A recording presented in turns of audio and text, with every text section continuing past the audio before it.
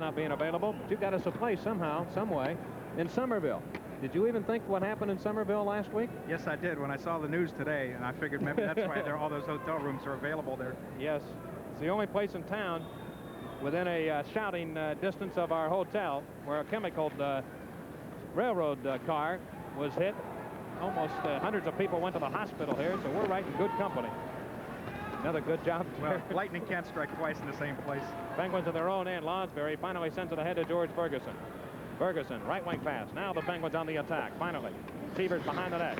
Leave it over to the near side of McCrimmon. Sievers is very active. Comes to the left point. Stewart, a shot. Hit Ferguson. Lonsberry of Pittsburgh. His shot. Hit a man. Stewart's got it again.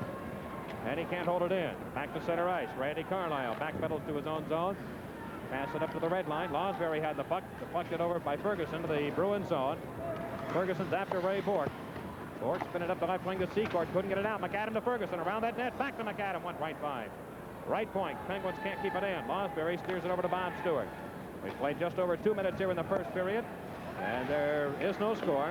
First playoff game in a best-of-5 series. Bruins can't get the attack going. Penguins won twice here in Boston on the regular season.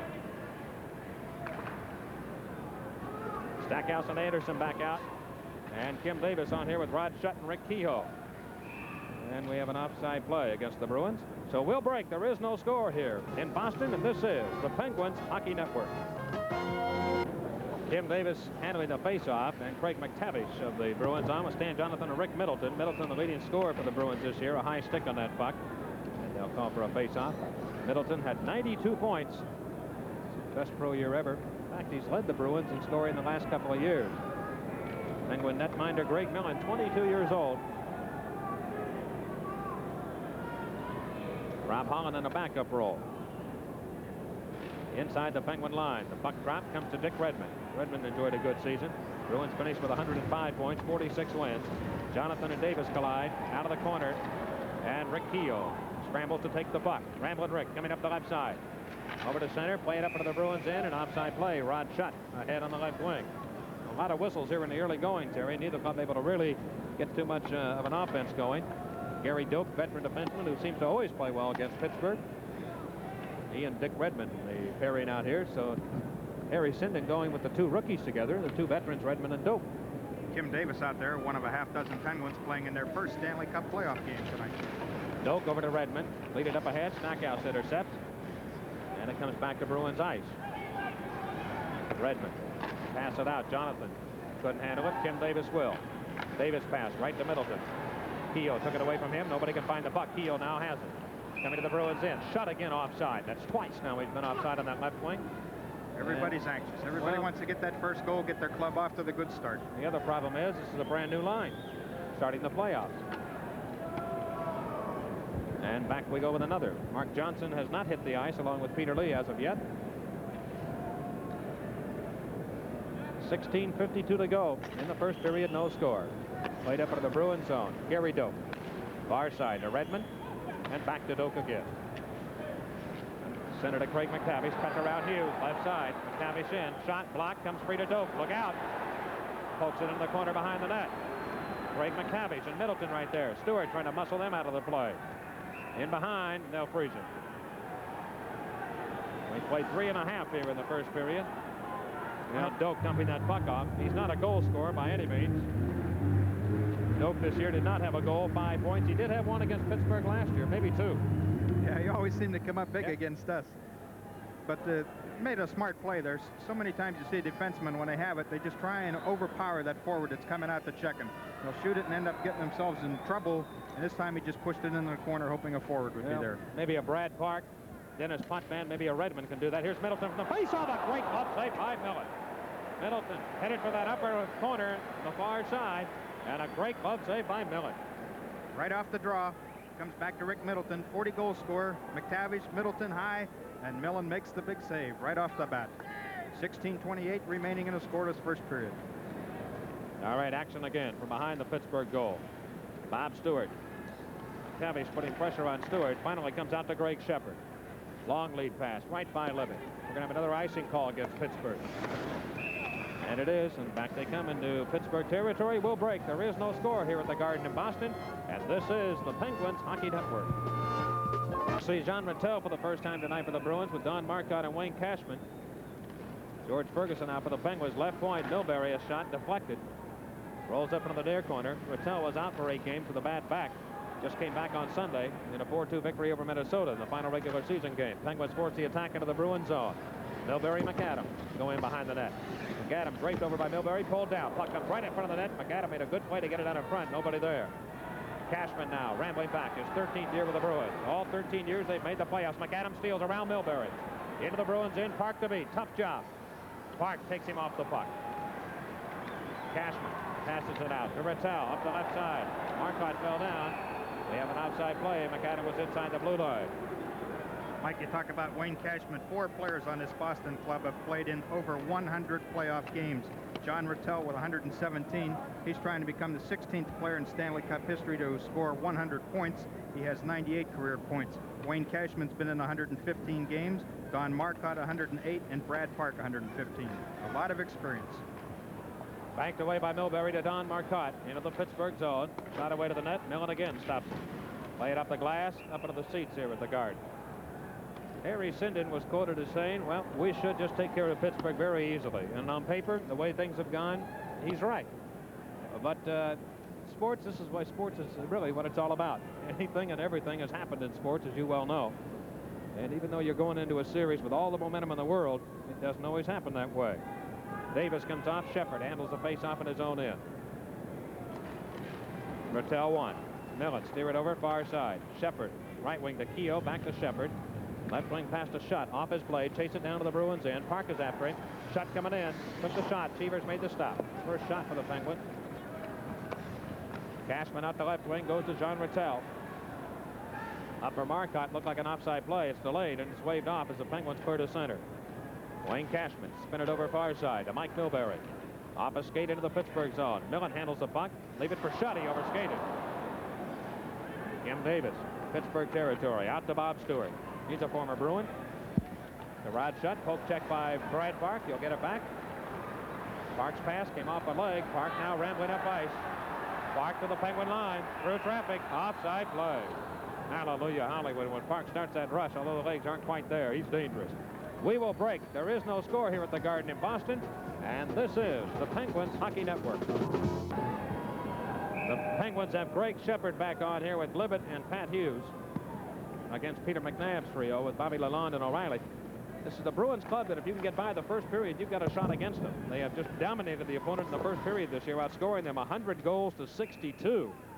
And off the far side, they'll freeze it in the Pittsburgh end. That has been the Bruins' strongest period, and especially here at home.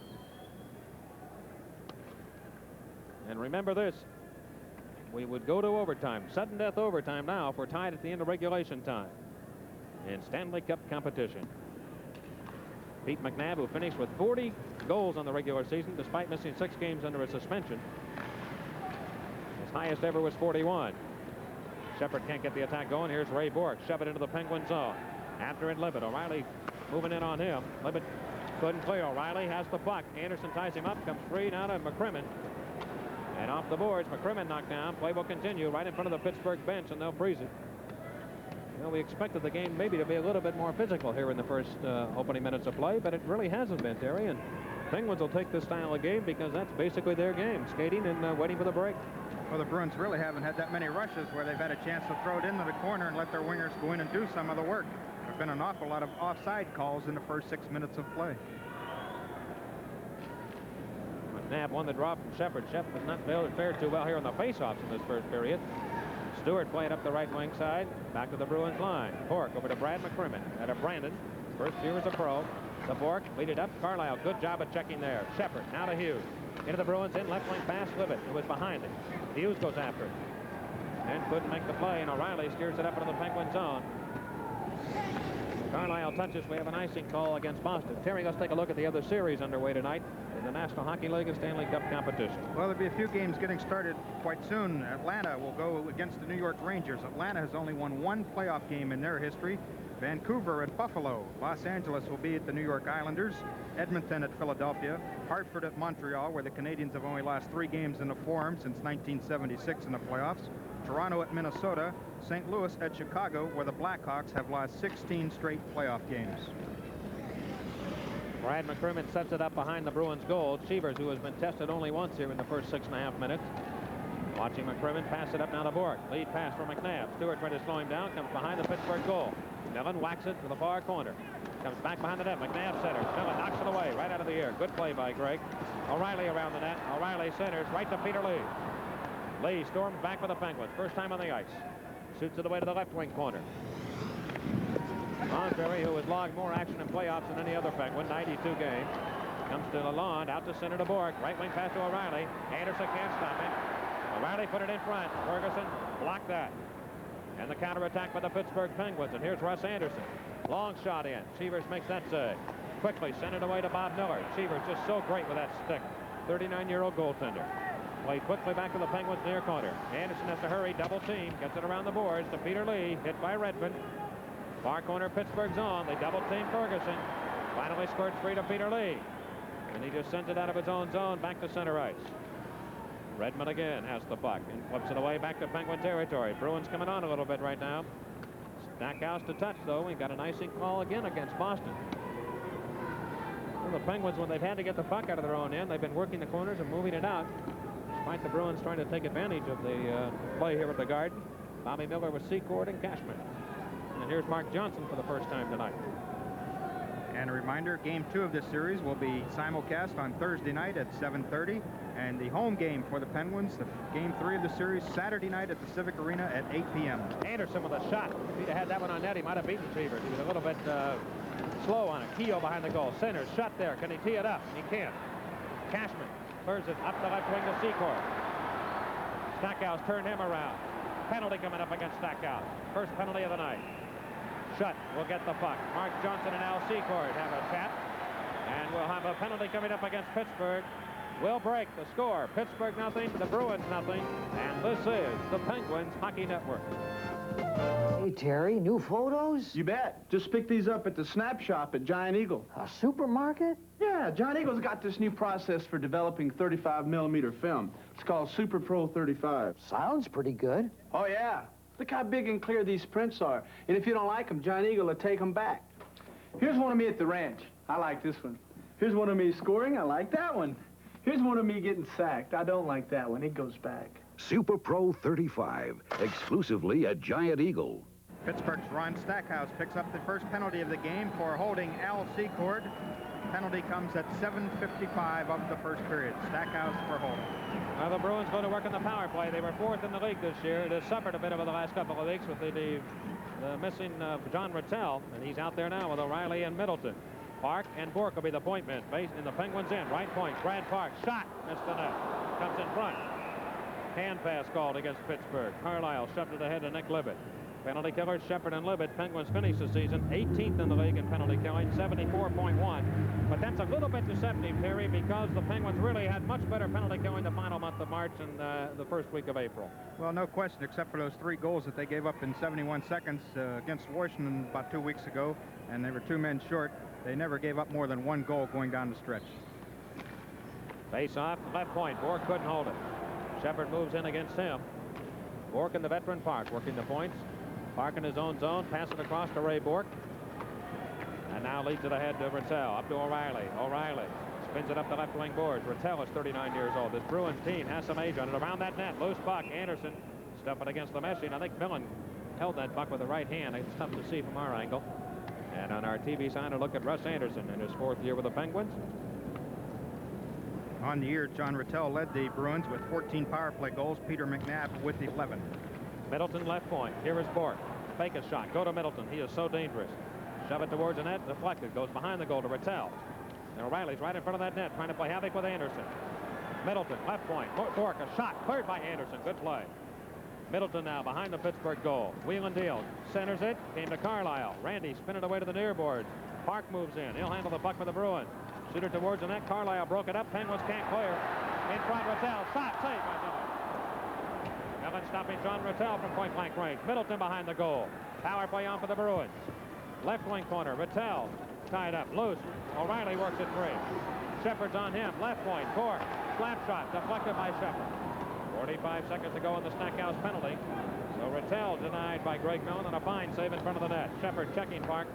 It comes free to Bork now. Outlet pass left wing by Middleton. Here's Millen out of the net. Lost it to Middleton around that goal. Middleton centers. Shot by Rattel. Middleton near corner to Rattel. Back to Middleton. Beyond his reach, he goes after it. McAdam trying to check Middleton. Middleton in the circle, trying to set it up. McAdam steals, and he shoots it away to take the heat out of a hot kitchen. Cheever's so quick. He gets out to hurry up the little bit of time they've got left. He hurries to play along to Bork. Bork the center, flying like the wind. Down the left side. Stops in the Penguin zone. Looking, Scott Park open. Pass just off his stick. He goes back, sets it up, shot. Stopped by Miller. Around the net, Bork. In front to Miller. Off his stick. Penalty is over. Stackhouse comes on. Right point. Here's Ferguson. Trying to take it away from Park, and it goes to Bobby Miller. Now Bork softly sends it back to the Penguins in. Bruins came on the power play, but the Penguins killed the penalty. Secord ramming Stewart to the boards behind the Penguin net, and we will get a face-off in the Pittsburgh zone. Well, Millen has been tough here in the first period, stopping the Bruins on a couple of tough saves. Well, he almost got a little bit too involved in the play, tried to clear the puck, lost control, and the next thing you know, John Rattel was out in front, had the shot, but put it wide. Rattel had two good chances during that power play. Millen stopped him cold on the one. Rattel shot it wide on the other. Bruins were Stanley Cup champions in 71-72. They've won the Stanley Cup 4 times in their history. Penguins have been to the semifinals once. Face-off to McCrimmon, shot deflected by Lonsberry. Millen again actively away from that net. Lonsberry could not clear. Cashman tried to hit Miller in the slot. Anderson knocked down Miller, and there's a penalty there. That one was a tough call. Anderson's going to go out and will break. There is no score in the first period here at the Garden, and this is the Penguins Hockey Network. Wonder's remodeling their Eastland store. And the walls aren't the only thing coming down. The prices are coming down. Everything must be sold to make room for the contractors. So while we're clearing out, you can clean up on all audio equipment. Get stereo receivers starting at $59. Turntables starting at $29. Speakers from $19. That's like giving them away. We'll give you credit, plus a whole lot more. Come and get it. Wonder's remodeling sale at their Eastland store. Don't miss it. Pittsburgh picks up their second penalty of the game. Russ Anderson goes off for interference at 10:20. Interference on Bob Miller. Puts a stick on him. Miller with a little bit of a dive, but referee Bob Myers makes the call. Pittsburgh shorthanded for the second time. Anderson did not complain. The Penguins maybe have taken the approach. Don't say anything. Let's just wait our time. We'll get our chance. Here's Park. Blue line. Shot deflected. Shepard can't find it. Park again a drive. Blocked. Carlisle skates out 2-on-1 shorthanded. Carlisle and Ferguson, left side. Move it in, looking, and he can't get the pass over. Bork with a great defensive play. Here are the Bruins back power play. This could be a turning point. Park, slap shot deflected by Stackhouse to the crowd. Well, Carlisle had a golden chance there, and Bork just made a better play than he did. Let's pause 5 seconds to let our stations identify themselves. This is the Penguins Hockey Network. WPGH-TV, Pittsburgh. Randy Carlisle trying to hit George Ferguson wide open, but Ray Bork gave himself up, dove at the puck, and made the big defensive play of the game. Hens were shorthanded at the time. In the Penguins end, right in the slot area. McNabb pulls it back to Park. Left side, Ray Bork. That could be a turning point. Here's Park, a shot deflected by Libet, and he clears. 1:25 to go on the penalty to Russ Anderson. So the Penguins have picked up the first 2 penalties of this game. We are still scoreless. 9 minutes left, period number 1. Park again. Off the right side to McNabb. To Middleton. Right wing towards Penguin zone. Middleton centers. Good play. Shepard deflected it back to center. Bork trying to get in, and Shepard, who uses that stick as well as anybody on the Penguins, gets it back towards his own net. Here's Millen, and he spins it out of his own zone. Park chasing back for the puck. Crowd is alive here at the Garden. Park on the right side of Middleton. Ferguson chasing him, cutting in on goal. Centered it. Off a skate. The Park at the blue line. Brad Park trying to beat McAdam. Throw it down the boards. McNabb is after it. Stewart got a piece of that. McNabb puts the stick into George Ferguson. Now Stewart trying to clear, and Ferguson does. Right to center ice. 30 seconds to go in the penalty to Russ Anderson. Bruins again lead it up on the power play. They have the man advantage. Cashman, Penguin zone. Left wing corner, centers it, came off a stick. McNabb goes behind the net to Middleton. Back to McNabb by himself. McNabb out to the left point. Milbury, slap shot, save Millen, rebound, Middleton. Hit a stick of Millen. What a save by Millen there. Stopping Middleton. Right behind the net. Middleton again in front. And Cashman shot. Save again, Millen. Great balls of fire. Middleton in front. Can't get a shot out. Here come the Penguins. Penalty is over. Anderson back on. Oh, Millen just playing a heck of a game. Offside play, Pittsburgh. Well, you don't have to be here to believe it. Millen just stopping the Bruins. They've had about 12 to 13 shots here in this first period, I'd say. And the Pens' little goaltender out of Toronto is really doing the job against Boston. Well, we said going in we were going to need the goaltending. Milbury with a shot. Millen out in front of the congestion. That was a great save there. Cashman down, laying in front. Millen has to work his way around him. Middleton trying to bring it out in front. Goes to Cashman with the backhander. Middleton and Millen with another save. Don Marcotte, leave it at center. Mark Johnson of Pittsburgh wraps it off the board. Free. Marcotte trying to play it out. Carlisle took it back in. Goes to Johnson now. Outside of the blue line. Backhanded away to the Bruins zone. Johnson after Redmond. Redmond skates away from that check. 7:13 to go. First period. No score. McTavish off. Left wing. Comes into the Penguins in. Offside play. Well, that's what it was going to take, I think, for the Penguins. They've got to get some offense going now. If they can get the goaltending from Greg Millen, and we mentioned earlier, it would be a big benefit to them. A look at Mark Johnson on our TV side. Mark has a habit of coming up big in money games. Carlisle spins the puck to Keogh, and now the Johnson-Keogh shut line is back together. Bruins bring it from their own zone. McTavish now to the Pittsburgh line. Runs it to Johnson. Offside play again, Boston. They're getting caught on offside plays, and the Penguins are standing Boston up pretty good at the blue line, Terry. Well, Mark Johnson standing in there just long enough to force Craig McTavish to take a little bit of a dip and bring one of his wingers on the offside. 6:57 remaining first period. No score. And just about right now, they're dropping the puck in a few other cities as Stanley Cup playoff action continues. Game 1 of this best-of-5 series. Game 2 on Thursday. Game 3 in Pittsburgh on Saturday night. Here is Redmond at the center red line. High in the air to the Penguins in. Caught by Millen. And that'll be Omar Moreno catch. He'll hold on to it. 6:44 left in the opening period. Nice to have Harry All-Tate back with us. You're not going to be with us too long, I guess, though, Terry. Well, I guess this is the last game he'll be working with us. They've kicked him upstairs, got a promotion, vice president in charge of something. We'll have to call him Mr. the rest of the way. All right, Mr. Tate, you just let us know when you want us to go to a break. Commercial. And we'll follow your advice. Jonathan here against Mark Johnson. In the Penguins' end. Anderson.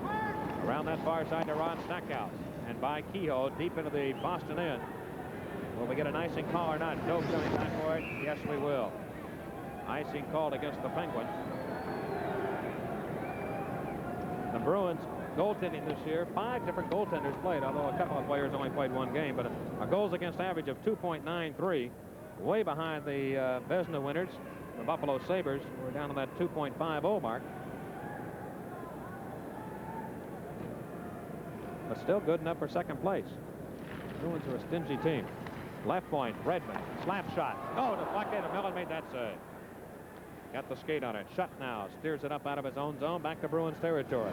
Well, the Bruins certainly have lived up to putting the puck on net. The name of the game so far has been Greg Millen, who has stopped every shot thrown at him. Penguins haven't had any offense at all. Right from the Bruins line, and offside play. Can't tell you what the shots are. They used to have a shot clock here on the scoreboard, but looks like they've covered it up during the Stanley Cup playoffs. Here's the shot by Dick Redmond from the point. Redmond has a hat trick in Stanley Cup playoff action while he's with Chicago, and Millen catches just with the top of his knee. Greg Shepard out here against Craig McTavish, and Carlisle shoots it up into the Bruins zone. Redmond now left side to Jonathan, couldn't handle the pass. Carlisle puts it back into Bruins territory. Right wing corner, Hughes is after. Redmond played it away from him. Nick Libet left side.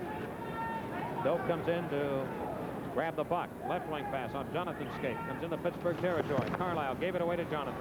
Jonathan, left wing corner, moving quickly to the left point, passing to Bourque. Good play to keep it in. Shot towards the net. Carlisle, good effort there, stopped it. Out to Nick Libet.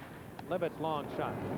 Libet has been in 2 years of playoff competition, 11 games, and he scored 5 goals. So he could be a factor. Again at center ice, Marcotte banks it away to the Penguin zone. Shepard behind the net with 5:24 to go. First period, no score.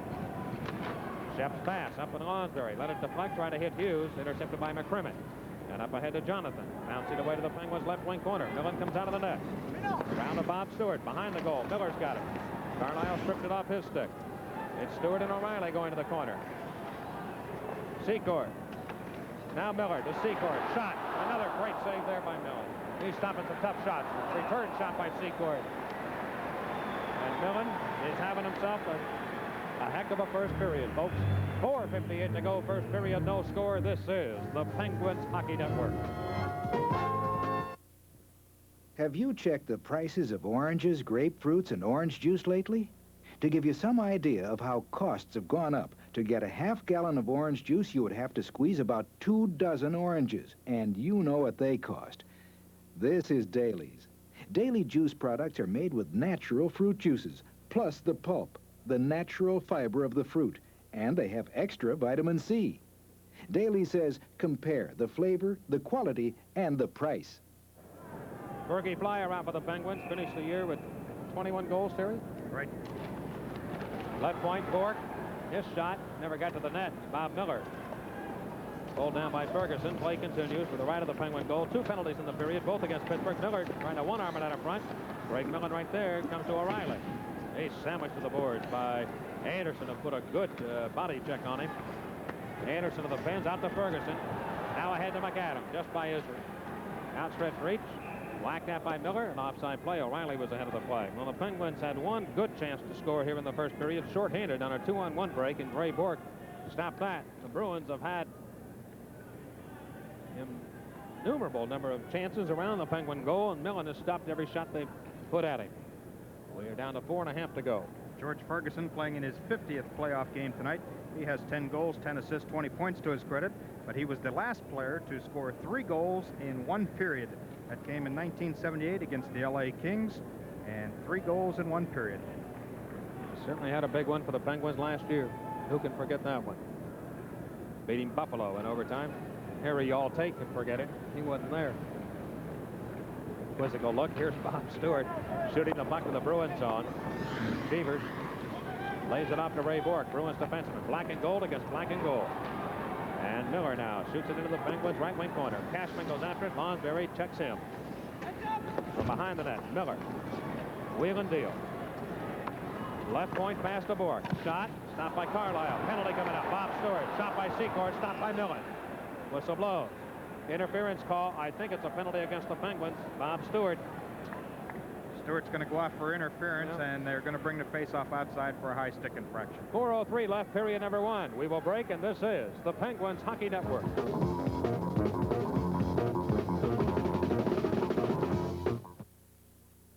My family says I make the world's greatest sandwiches. I like that.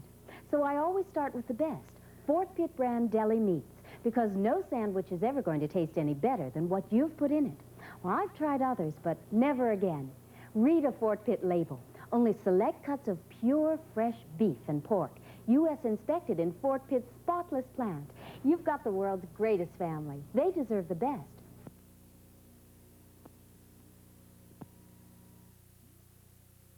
I think the team in black tonight is the old big bad Bruins. He's called 3 straight penalties against the Pen. Bob Stewart off for interference at 15:57.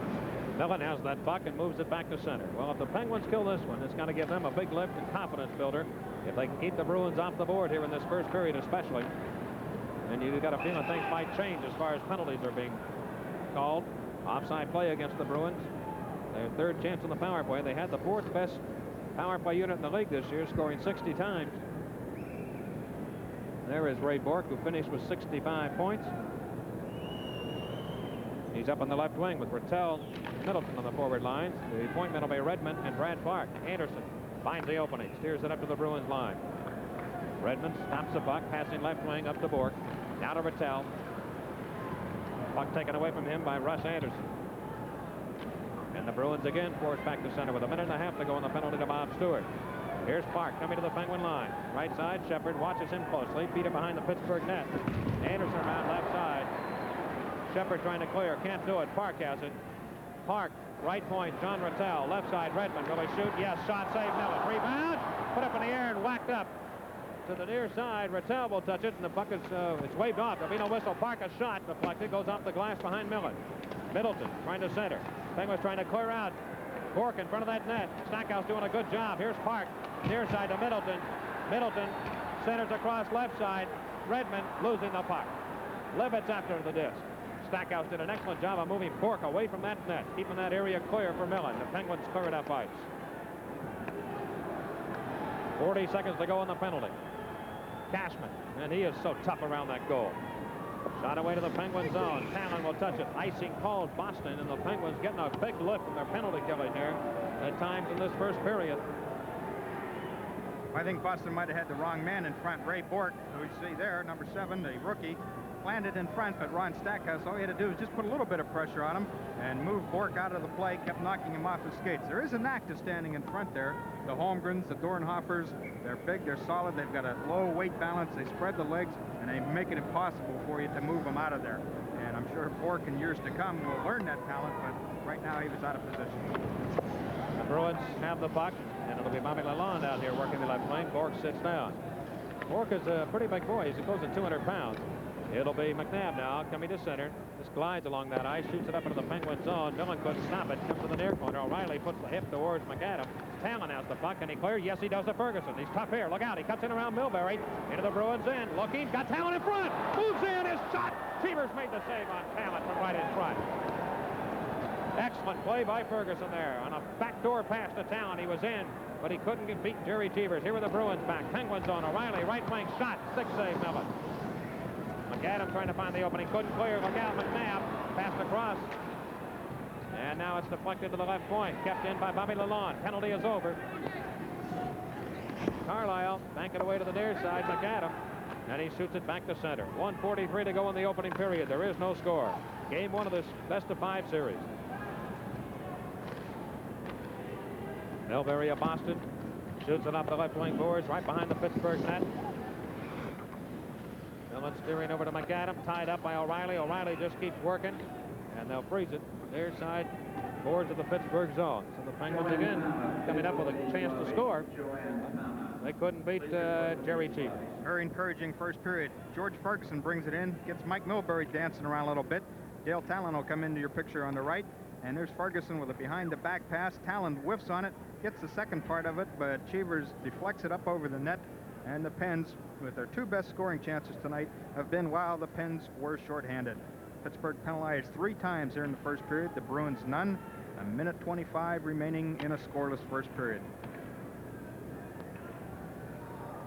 Craig McTavish will move on here. Jonathan and Middleton will be his wingers. The 2 defensemen will be Ray Bork, Adam Verdun, and Brad McCrimmon. 2 rookies. Face-off, and the Penguins in their first Stanley Cup competition. Anderson behind the Pittsburgh goal. Lead it up ahead to Pat Hughes. Hughes now coming back to the Bruins line. He complied. Lets the slap shot go, and the stick save made by Cheevers. Right wing corner. Libet and Hughes chase after the puck against McCrimmon. They'll tie it up. And if I'm not mistaken, Terry, I think that's either the first or second time the Penguins have gotten a face-off and the Bruins in this entire first period. Well, Not they too had many. one or 2 icings before that, but as you say, play mainly has been in the Pittsburgh end tonight. And Pittsburgh's only had 2 or 3 real good scoring chances. Said 2 of them while they were shorthanded. Pat Hughes with a good long shot there. Tavish won the draw from Shepard. Behind the Boston goal. Ray Bork over to Brad McCrimmon. Less than a minute to go in the period.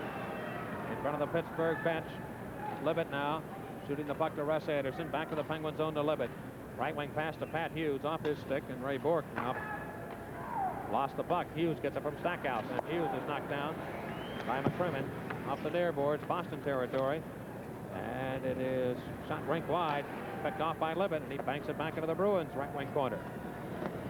Bork takes it behind the net. Hughes checking him. McCrimmon put the stick into Hughes, and Hughes looks around to referee Bob Myers as if to say, hey, no high stick there. Got him up in the mouth area. But Myers let that one go, and he was standing right there. I think it was more or less he didn't figure it was intentional. They were just skating by one another. Well, McCrimmon and Hughes had a little set right before that out at the blue line. McCrimmon came up, and Hughes had a high stick, and he might have just given him a little tap on the helmet because McCrimmon went back after him, and he's still looking over towards Pat Hughes. Wants to mark the number down. Well, Hughes won't forget it. 29 either. He looks. McCrimmon has a little bit of a cut. The trainer's getting ready to put a little Little Band-Aid on him. Ferguson and McTavish match it up in the Bruins' end. Comes to Lonsberry, left point to Stewart. Bank it into the corner to Lonsberry. One in behind the net. McAdam to Lonsberry. Lonsberry now looking. Trying to make a play here. Lonsberry in the corner. Tied up by Milbury. Still loose, and McTavish now comes over to take the puck. McTavish right wing to Middleton. He is hit. Sent back to center. Off the glove of Lonsberry. Penguins touch it here. And they have it. Carlisle put it in behind the Bruins net. 2 seconds to go in the period. And a good first period for the Penguins in game 1 of this playoff series, Terry. They had 3 penalties. They killed them off. The Bruins unable to score in their most powerful period of the entire year, where they've outscored the opposition 100-62. And the Penguins come out of this one not allowing a goal. Well, very encouraging. It started off kind of slow for the Pens, with Boston putting on a lot of pressure. But what we said at the top of the show, what we were going to need, good goaltending from Greg Millen, and we got excellent goaltending. Shots in the first period. Pittsburgh had 4, and Boston had 8. But they had several near misses. John Rattel with 2 good chances in close. And as we say, 8-4 of the shots Boston. But on the big board, no score. I'll tell you, Terry, I thought it was more than 8 shots. I really did in that first period. It seemed like it. All right, the end of 1, the score. Pittsburgh nothing and Boston nothing. And this is the Penguins Hockey Network. Sorry, we're closed. Oh, no. Are you tired of your bank keeping bankers' hours? Then come to Dollar Savings Bank for your everyday banking convenience. Every Dollar Bank Suburban office is open 1 or 2 evenings a week, but what's even more convenient is that every Dollar Bank Suburban office is open Saturdays till at least 1 o'clock. Switch to Dollar Savings Bank, the bank that gives you extra banking hours, evenings plus Saturdays.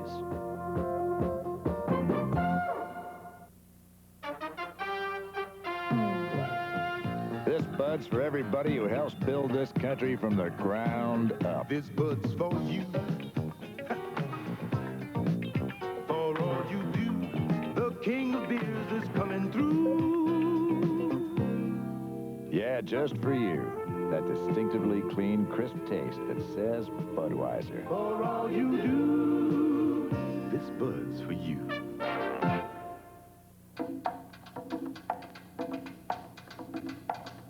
The Stan Severin Show is brought to you by American Motors. Test drive the American Eagle, the only family compact automobile with automatic 4-wheel drive at your local AMC Jeep dealer. American Motors, built for today, built to last for tomorrow. And now, here's Stan.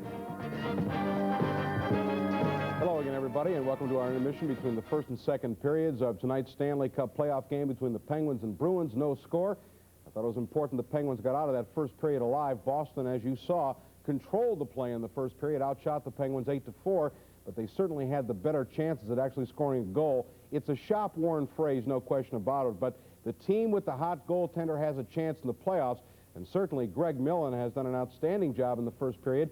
As a matter of fact, when we go to our first period highlights, we're going to take a look, and most of them star Greg Millen. I think it's also important to note the Penguins, who had their difficulties on the penalty-killing unit, have done better the last month and certainly have done a good job tonight. And as a result of that, they've done an exceptional job of keeping the front of the net clear. It has been a problem they've had all year long, whether on 5-on-5 or on a penalty-killing situation. And if you remember last year's series against the Boston Bruins, in which the Pens lost 4 straight, although they played well in the last 3 of those 4 games, the Bruins scored time after time after time in front of the net. Cashman and McNabb, the primary culprits. The Penguins doing a good job of keeping the front of that net clear. That, of course, increases the chances of your goaltender for doing the job. One thing that did puzzle me early on in that first period was the breaking up of the Kehoe line with Mark Johnson centering. That had been the Pens' most productive line the last 3 weeks, but Johnny Wilson put them back together after the second shift of the hockey game. So we have no score, and again, the Pens have killed off 3 power plays. That is important, no doubt. Stanley Cup playoffs begin tonight. All the teams in action, the 16 out of 21 that make it. I can't say that I am firmly in the corner of having 16 of 21 make it, but at least the 3 out of 5 series I think is a better test than the 2 out of 3, so perhaps that's a positive note. Let's take a look now at the final standings by the points in the National Hockey League this season. 16 of the 21 teams make it. You're looking at the top 7 here. We'll go through the entire group. Philadelphia, of course, with that 35-game unbeaten streak. The number 1 team with 116 points, Buffalo holding off a charge by Montreal at 110, then Montreal at 107, Boston at 105. Those are the top 4. Also getting home ice advantage, the Islanders, Minnesota North Stars, Chicago, all in a big battle. And the final team getting home ice advantage, the New York Rangers, beating out Atlanta by 3 points. Atlanta, by the way, won only 2 of their last 9 games, both against the Rangers. That's one of the matchups tonight. St. Louis in there at the 10th team, then Toronto in a real scramble. L.A. Penguins and Hartford in the playoffs. It's interesting that 16 teams, the league said, gee, what a great battle to create for 16th. However, if you look at Los Angeles being that 12th team in the playoffs, look at the battle that would have been for 12th place, so you would have had excitement anyway. Hartford making the playoffs as one of the expansion team, and the final 2, Vancouver and Edmonton, making the final 16 teams. And, of course, those are their first appearances in the Stanley Cup playoffs. This, obviously, is their first year in the league. Now, we want to take a look at the first-round matchups as they do. Number 1 plays number 16, and give you some information on each of the teams. Also, between the second and third period, in addition of our highlights, we're also going to be showing you the goal-scoring leaders, the best goaltenders this year in the regular season, and who's going to be a good shot to win the Vezina Trophy, although I'm sure we'll have to wait until the Stanley Cups and see who plays well there. So we'll take a look at the matchups in the playoffs, which begin tonight all over the league, 8 games on tap, and some information about each team and how they did against each other this year. And we'll be back with more of our show in a moment.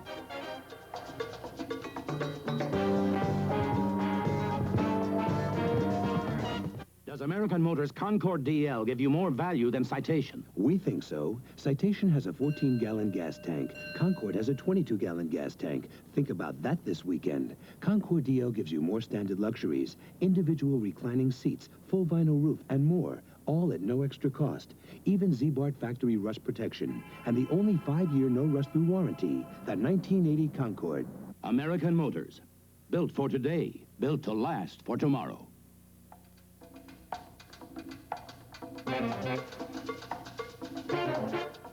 Some information about those teams that made the playoffs, not the overall league standings, but the playoffs. Most goals scored, or most wins, I should say, Philadelphia with 48. Both Buffalo and Montreal had 47 wins out of the 80 games played. The best offense of the teams in the playoffs, Montreal scored 328 goals, and the Philadelphia Flyers scored 327. Worst offense, the Chicago Blackhawks scored only 241 goals in the regular season. The Penguins, I'm sorry to say, had the second worst offense coming into the playoffs, 251 goals. Best defense, Buffalo, by far and away the best defensive team. Only 201 goals in 80 games this year. Boston second, 234. The worst defense, the Toronto Maple Leafs, 327 goals. And second behind Toronto, the Edmonton Oilers with 322 goals.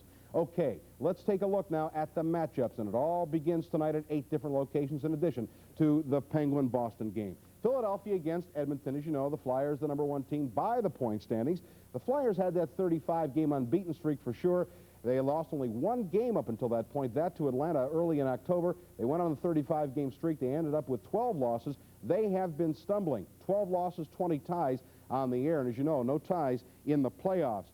The Edmonton Oilers, of course, have Wayne Gretzky, and Wayne Gretzky tied for the scoring championship this year with Marcel Dionne. We'll be showing you that a little bit later on. By the way, Edmonton went 8-2-1 their last 11 games of the season when they acquired Ron Lowe to play goaltender. So Lowe, since he came to Edmonton, 8-2-1. Buffalo against Vancouver. Many people picking Buffalo for the Stanley Cup Finals. They come into the playoffs tonight against Vancouver with a 15-game unbeaten streak. Vancouver, by the way, is unbeaten in their last 5, winning 4 of those 5 games. Our next series, Montreal. The Canadiens going for their 5th consecutive Stanley Cup. They have done this before. That's the record from 1956 through 1960. The Canadiens won 5 in a row. If they win this year, they will also make it 5 in a row. They're unbeaten in their last 21. They lost only 4 games the second half of the season, 4 out of 40. Their opponent, the Hartford Whalers, their first time in the playoffs, obviously. Gordie Howe, 52 years old, 24th this year in the league in scoring. Interesting series here. New York Islanders, Los Angeles Kings, wide open. Islanders unbeaten in their last 12. And in those last 12 games, they got that unbeaten streak going after they had made the trade for Butch Goring from Los Angeles. So a rivalry there, unbeaten since Butch Goring came to the New York Islanders. Los Angeles, Marcel Dionne, the scoring championship, tied with Gretzky. The Dionne, Dave Taylor, Charlie Simmer line scored 146 goals. That is second to the Guy Lafleur, Steve Shutt, and Pierre LaRouche line with 147. But we should point out that Taylor and Simmer, between them, missed 35 goals. They're only 1 behind the Montreal line. so they probably would have won the scoring championship had those guys not been hurt. We have the Minnesota-Toronto series. Minnesota was unbeaten in 10 before they lost their last 2 games of the season. Perhaps the most improved team in the NHL. Toronto, the worst defense of any club of the 16 in the playoffs. Chicago and St. Louis, interesting here because the Blackhawks have lost 16 straight playoff games. They've scored only 1 goal in their last 3.5 playoff games. So that happened a long time ago. And St. Louis has been getting nice goaltending out of Mike Leote. And the Rangers, they have not beaten Atlanta in Madison Square Garden, where the playoff series starts, in 3 years. Atlanta has been in 5 playoffs. This is their 6th. They are 1-12. Daniel Bouchard, their #1 goaltender, is 0-8 in the playoffs. And as I mentioned a little bit earlier, the Flames only won 2 of their last 9 games, both of them over the New York Rangers. They haven't been beaten in Madison Square Garden in 3 years. We'll be back to take a look at first period highlights in a moment.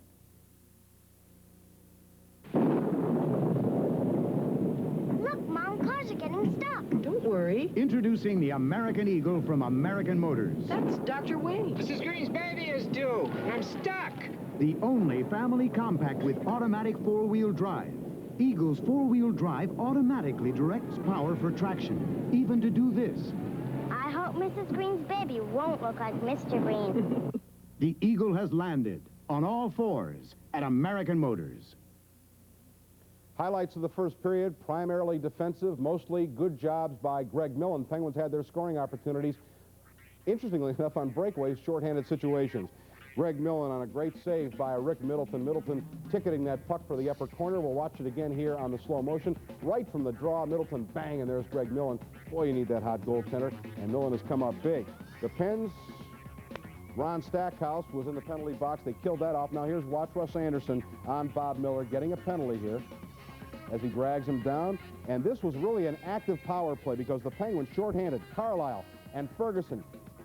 Great play by Ray Bourque. You know, they talk about Bourque being the next Bobby Orr. You saw a great defensive play there, breaking up a Penguin 2-on-1. Same power play. Millen makes a number of saves around the net, and here was Boston's best chance to get on the board. He makes the initial save. Puck comes from behind the net, and as you know, Bruins very physical. They're tough behind the net. That's Cashman, I believe. Another good save by Millen. And finally, the Penguins, again, shorthanded, come back, and we have Dale Talon and George Ferguson looking to hit Dale Talon in front of the net, but the puck rolls off his stick. Jerry Cheever's an active goaltender as well. So the Pens kill off the 3 power plays. Actually had 2 very good shorthanded opportunities on those power plays. But you don't want to keep giving Boston that chance. They were the 4th team overall on the power play in 1979-1980. All right, it's a scoreless tie. Can't hope for more than that. Now, back to the Boston Gardens with Mike Lang and Terry Schiffauer. The Stan Savran Show has been brought to you by American Motors. Test drive the American Eagle, the only family compact automobile with automatic 4-wheel drive at your local AMC Jeep dealer. American Motors, built for today, built to last for tomorrow. And now back to Mike Lang at ringside.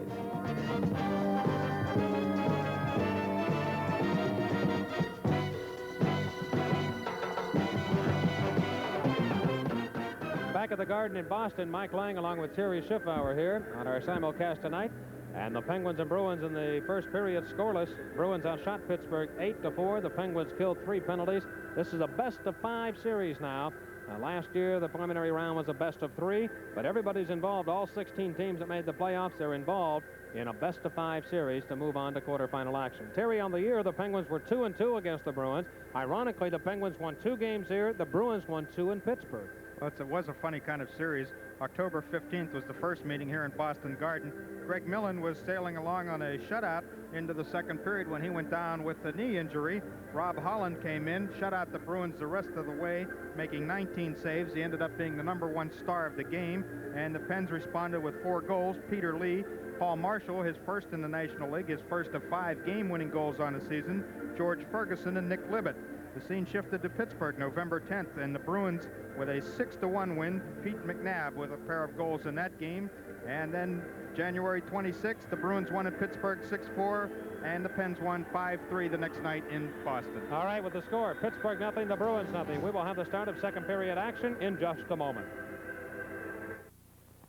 Catch that Pepsi Spirit. Catch that Pepsi Spirit. Catch that Pepsi Spirit. Catch that Pepsi Spirit.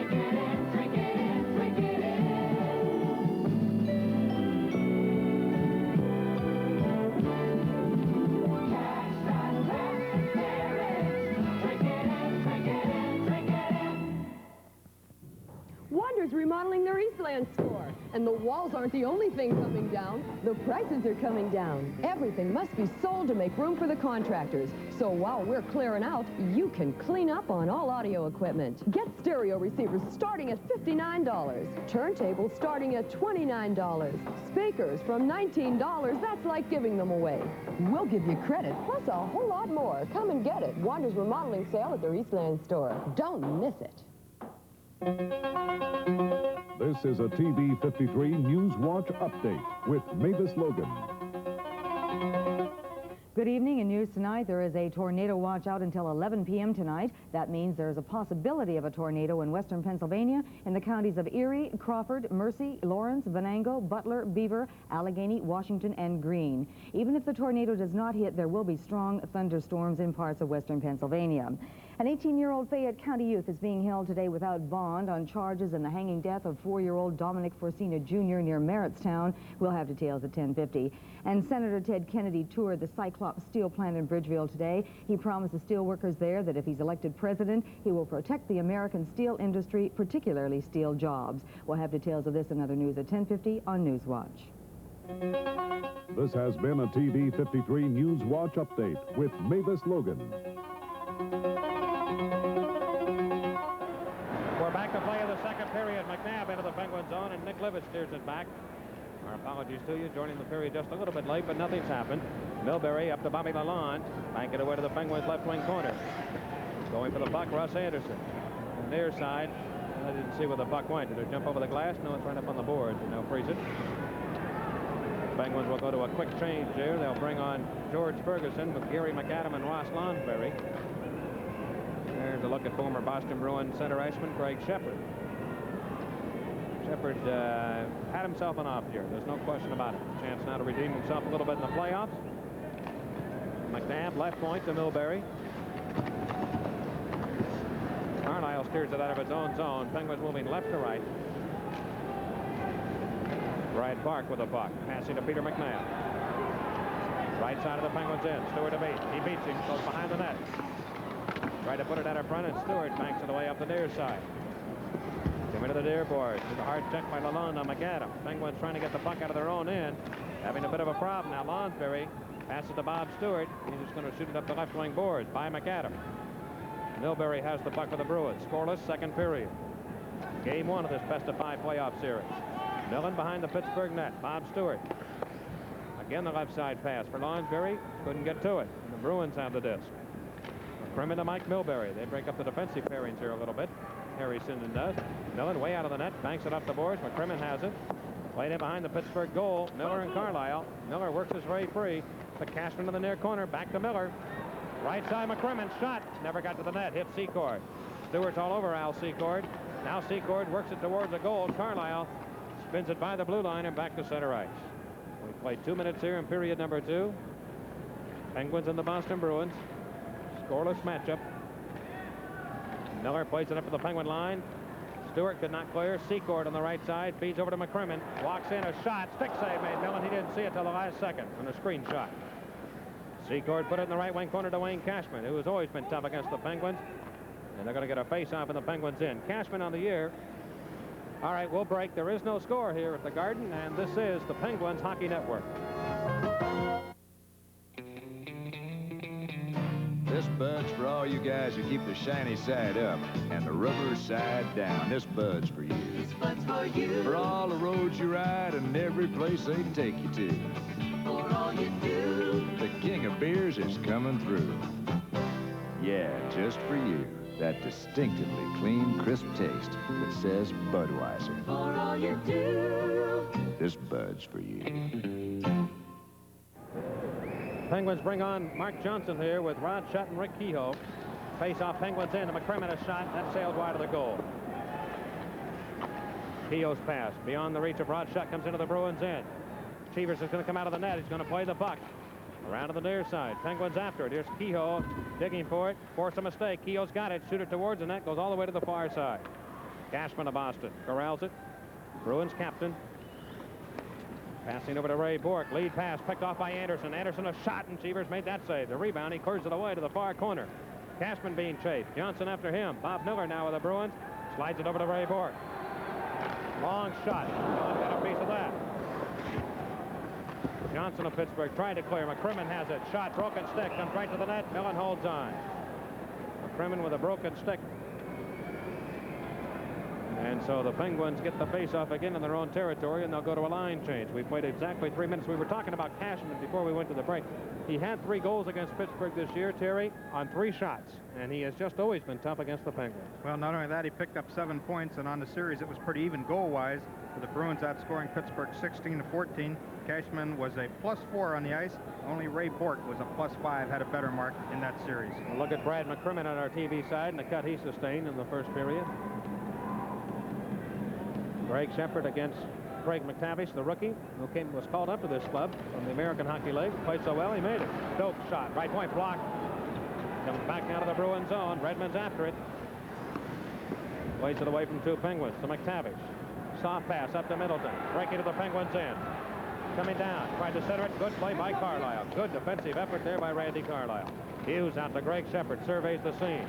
Starts up. Knocked off his blade. Rick Middleton again for the Bruins.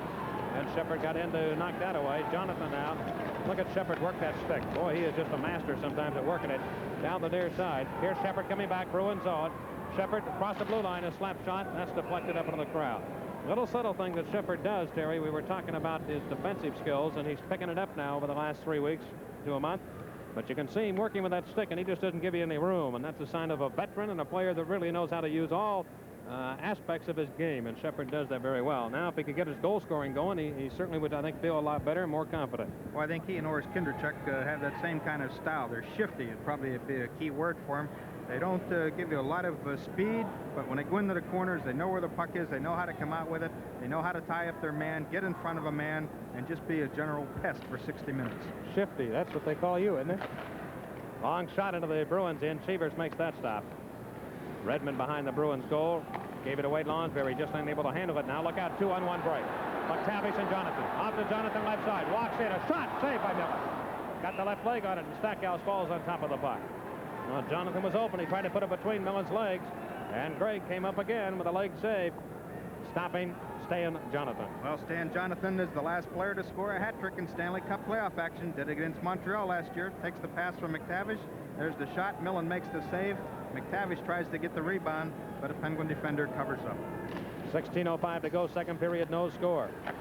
Redmond is shot, deflected by Anderson, who lost, or by one of the Bruins. Anderson lost the stick, comes in front to Jonathan, a shot blocked by Stackhouse. Rebound Doak, he's shot it wide. McAdam trying to clear it out, and he does, just back to center. Somebody's lost a glove. Redmond to the Bruins line. Anderson without a stick. Played into the right wing corner, Penguins in. Millen going to grab that puck, and he was very smart there, very smart. He waited till a Bruin got around him and held the puck because Anderson did not have a stick. Excellent play by Greg Miller. Exactly. If it had gone straight down on it and grabbed it, then, of course, Bob Myers would have had no course but to call the penalty for delay of game. But he waited until Cashman came in, made a play at it, and then Millen covered up, giving Russ Anderson a chance to get the stick. And now comes to the bench and is replaced by Randy Carlisle and Bob Stewart.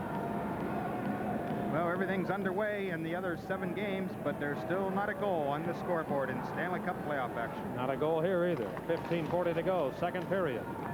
Game 1. O'Reilly, right side of the Penguins end. Drop it off. Here's Park. Shot. Sails through on goal, and Millen makes the stop. Stewart trying to clear. Came off the boards. Bruins on the attack. McNabb put it in front. Deflected. McNabb behind the net. Can't hold it. Millen pulls it back to the machine, and he holds on right there. Now, Boston forcing the issue right now, trying to get on that scoreboard first. And the Penguins have to go to a change. They bring out Shepard, Libet, and Pat Hughes. Not so much on this last play, but Greg Millen tonight has been very involved in the game from the standpoint of knocking down those centering passes.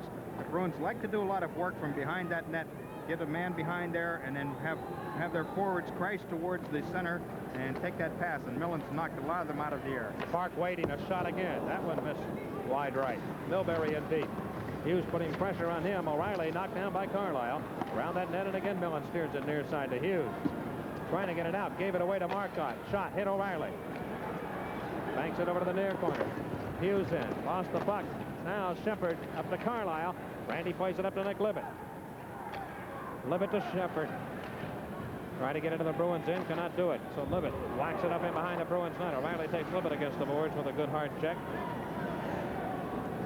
McCrimmon behind the Boston net, passes out to McNabb. Penguins have had 3 penalties in this game, Bruins none. McNabb to the Penguin line, lost it to Carlisle, counter-attacking now, looking for somebody. He's got Hughes. Plays it away to the Bruins zone, behind the net, Cheever. Milbury around the near side to Don Marcotte. Marcotte skates by Rod Schutt. The center to O'Reilly, lost it to Bob Stewart. Now Park again with control. Turns it away to the Penguin zone. Behind the net, Millen again, actively with that stick. Marcotte took the pass. Keogh comes in to take the puck. Passing to Greg Shepard. And he gets it out of his own zone. He wants to get off the ice. Comes deep into the Boston end. Bork, very quick skater. Right side off Schutt's stick. Cashman got the disc. Out to center, does not connect. Stackhouse right wing looking for Mark Johnson. Bork banks it away from him. It deep into the Penguin zone. I don't think there'll be an ice. Stackhouse will get the puck. There is no icing. Anderson's pass, left wing, Schutt's open. Got some room. Schutt to center ice. Left wing pass for Mark Johnson. He's taken out of the play by Cashman. Anderson has the puck, though. Man in front. There he is. Right in front. Keogh. He shoots it in and hit the post. Oh, Keogh hit the post. He had Cheever's beaten. Penalty, Boston. Oh, great. Balls of fire. Ramblin' Rick in there giving about 3 dozen moves. He had Cheever's beaten, but he caught the post as Big Ben struck one. Penalty, Boston Bruins. McCrimmon will go off. And here is a chance for the Penguins. Well, you could see Keogh in front of the net, and Anderson spotted him out of the corner of his eye, Terry. Great scoring chance. Probably any other game, and it would have been a goal, but Rick Keogh he's got the tough luck in the playoffs. We got a break. There is no score. Second period. This is the Penguins Hockey Network. Continuous compounding of interest is an ongoing thing, and it makes a difference how much you earn at any given interest rate. The bigger the rate, the bigger the difference. Dollar Savings Bank gives you the interest edge 2 ways. First, paying more interest than the other major banks in town on 1-year to 8-year super savings certificates, and then continuously compounding these great rates to make the annual return even more attractive. Count on Dollar Savings Bank. It's one bank that gives you your dollar's worth. Well, the Penguins now with their first chance on the power play, Terry. Brad McCrimmon, 2 minutes for cross-checking, checking Rick Keogh off the puck. Penguins were 14th in the league in power play goals this year, percentage-wise, 19.8. Bruins have one of the best penalty-killing units in the league, 3rd best. Forced back into Penguin territory. Dale Talon, Randy Carlisle, the point men. Ferguson, Hughes, and McAdam up front. Lalonde and Miller, the penalty killers. Here's Talon. Skates his way to center. Game is scoreless. Talon banks it away to the right wing corner, Boston end. Left for Carlisle. He's in deep. Elbowed by Miller. Put the body into him. Loose puck behind the net. Here's Hughes. He puts it out in front, and Redmond steals.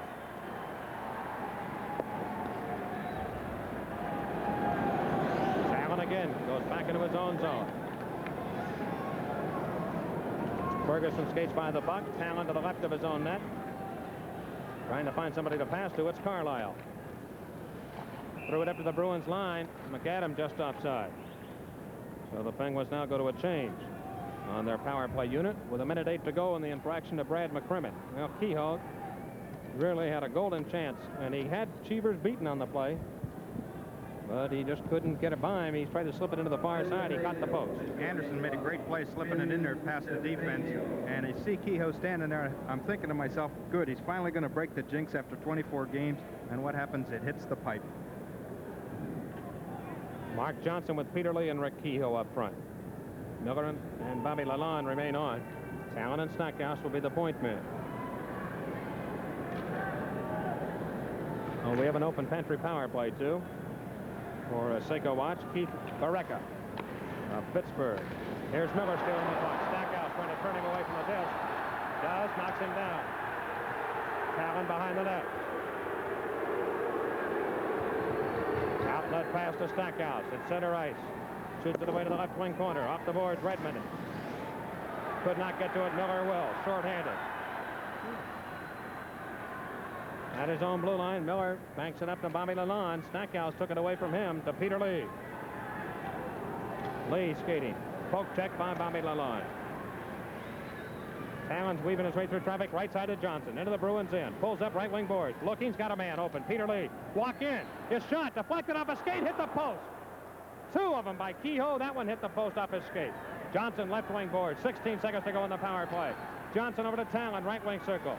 Talon, wheel and deal, has Lee in front. Can he get it to him? He goes instead to Kehoe. Shot, save, Cheevers. Loose puck. Lee, shot, save, Cheevers. Rebound, Johnson scored. Great balls of fire. Mark Johnson put it in. The Penguins lead 1-0. So Johnson gets the big goal, and we talked about him earlier being a money player.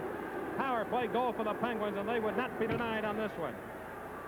Well, the pass over, Johnson finally getting the rebound. Cheevers came out and made several challenges, and Johnson finally whipped one up high. Just 2 seconds remaining on the penalty to McCrimmon for cross-checking. The Pens break on top. The first goal of the playoffs, Mark Johnson in his first Stanley Cup playoff game. And we've got a winner for a Seiko watch, Keith Barreca of Pittsburgh.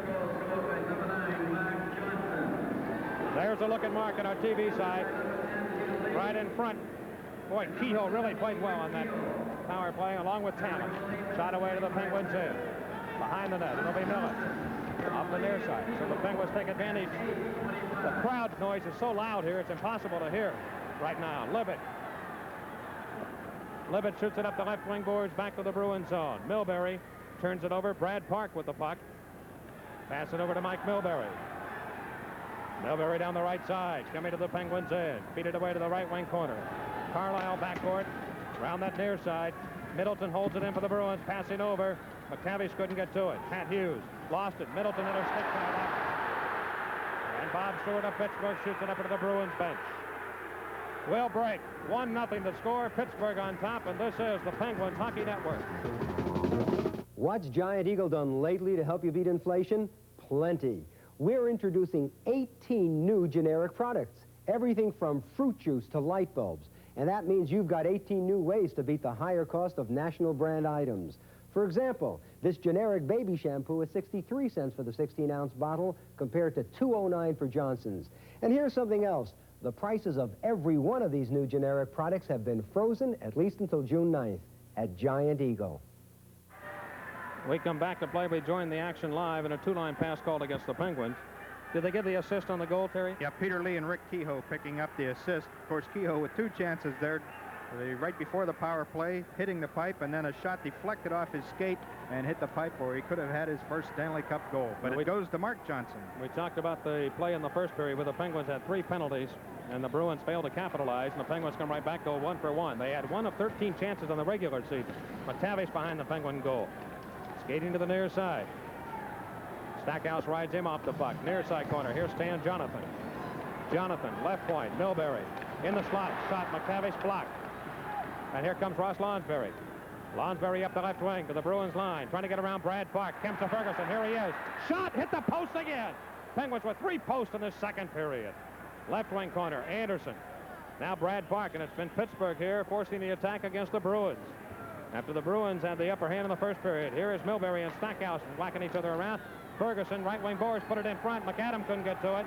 Played away by Boston, back to center. Oh, Stackhouse crunched McTavish with a hard body check. And back comes McAdam in the Bruins end. Cuts in on goal, is shot, and Cheevers got a piece of it. Cheevers has lost his stick. Lonsberry, right point to Carlisle's, got to shoot it. Comes back off the side, boards to Jonathan, and he'll counterattack. Great action. Into the Penguins end. Left wing corner, drop pass by Middleton. Lonsberry ahead to McAdam, 1 man back. Make it 2 as Park is back in the Bruins end. McAdam taking on the left wing side. Hit by Park. Johnson going after it. Knocked away to Jonathan.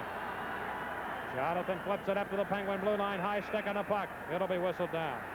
We'll break. 9:18 to go. First period. You can't hear yourself think here at the Garden. But the Penguins have the lead. 1-0. We'll be back, and this is the Penguins Hockey Network.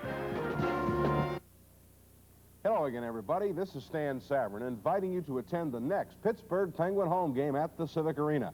Good tickets are available by phoning 434-8911, or you can phone 765-3939, or you can pick your tickets up at Kaufman's Ticket Center. Get your seats by getting those tickets early for the next Penguin home game. Remember, you can use your Visa or your MasterCharge card. Here at the Garden in Boston, the Penguins have had 3 shots hit the post here in this second period. They've scored the only goal. Played up deep to the Penguins zone. Marcotte after Mark Johnson. Millen spin it up to Kehoe. Here comes Rod Shutback. 3 men to beat, though. Down the right side, put it by Redmond. And Redmond now force it into the near corner. He got a piece of it. Redmond behind the Boston net. Off that far side, McNabb and Shutt go after the puck. Peter McNabb of Boston coming up. Flip it away to the Penguins net, and Millen, who has just been outstanding, flawless here in this game so far. Near side, McNabb centering for Marcotte. Shot, skate save made by Millen. Oh, did he get the left leg down and make the skate save on Marcotte. Now Redmond up high. Carlisle putting that stick way up in the air. Touch by the Bruins. It's a live puck. Redmond left side. Look out. A shot. Missed the net. Doak on the right point. Feed it back in behind the net to Marcotte. 1-0 Pittsburgh lead. Behind the net, Stewart shoots it up ice. Will it be on goal? Yes. Cheevers will stop it. Penguins trying to get a line change here quickly. Here comes Doak, rushing quickly back up ice. Into the Penguins, into McNabb. Drop pass to O'Reilly. O'Reilly looking for somewhere to go. Hit by Shepard. Good checking. Levitt gets it out of his own zone. Penguins have played some inspired hockey here tonight and have been led by the goaltending of Greg Millen. Far side, McCrimmon off the boards, into the corner. Played up over the glass, into the crowd. We will break. The score, Pittsburgh 1, Boston nothing. This is the Penguins Hockey Network. Somerset County, where bituminous coal is mined, processed, loaded, and shipped. It takes a ton of coal to make a ton of steel. Here in Latrobe is the country's first continuous inline rolling mill, where 1,000-pound billets are rolled to just 3/16 of an inch. From coal to coke to steel. It's Kendall Lubricants, supplied by Wendon Oil Company of Greensburg, that keep this heavy equipment running. Now that's big-time business in a small, friendly town. First score from out of town. Montreal has taken a 2-0 lead over Hartford in the second period at Montreal. Here's Secord, a shot. Where is it? Right in front. A quick shot. Cashman, the save made by Millen. Now the Bruins are going to start shaking their heads now. Millen, Penguin goaltender, stopping Cashman from dead on right in front. Now Millen has been going through some tough times up and down this year. But when he is hot, and he is awfully tough to beat. Another look, the shot comes in. Cashman with it, quick, with a screen in front. And Greg Millen comes up with another big save. I'm telling you, those shots the Bruins are taking from around that net have goal written all over him. He is making some tremendous saves. And with every part of the body, too. Legs, arms, skates. Miller, Secord, Cashman, face-off, Penguins in. Bob Stewart defensively. Skate stop behind his own net. Outlet pass to Shepard. Right wing to Pat Hughes. Looking for Levitt. Sends it through to the left wing corner, Boston zone. McCrimmon and Levitt go in. Cashman comes over to help out. Off Shepard's stick and back to Bob Miller. Miller at center red. Rolls it up into the left wing corner, Pittsburgh in. Comes to Miller. Shot. I think Miller got a piece of that with his stick. McCrimmon almost lost it. It goes back behind the Pittsburgh net. Carlisle around. Passed it back to center red. McCrimmon looking. Shoots it away to the left wing corner. Millen again banks it up the glass. Shepard lost it. Miller's got it. A shot. Save Millen. He gets himself back up. It's behind the goal. Stewart took Cashman down to the ice. And they'll freeze it. You know, Boston's that type of team, and you can expect them to go here at home. There's Bob Miller really putting the pressure on. You know what? Physically, Terry, the game has not been that tough, and really the Bruins right now can't afford to be too tough because they're down by a goal. Well, it's starting to get frustrating for the Bruins. They've played almost 35 minutes of the game and have not come up with a goal here at home. And Greg Millen has just been tremendous, making all the big saves. Started with the very first shot of the game when Rick Middleton had him beat up high, but Millen snatched the glove out and pulled it away. Ferguson against McTavish. And you got to watch a guy like Ferguson here in a situation like this. He can come through big for you. Milbury left point. Fires it over, intercepted by Lonsberry. Looking for McAdam. Here he comes. Two-line pass. Two-line pass called against the Penguins. McAdam with that blazing speed, almost sneaking behind the Bruins defense. But it'll be brought back. The only goal of the game by Mark Johnson. His first in the playoffs from Kehoe and Lee at 8:25 of this second period, a power play goal.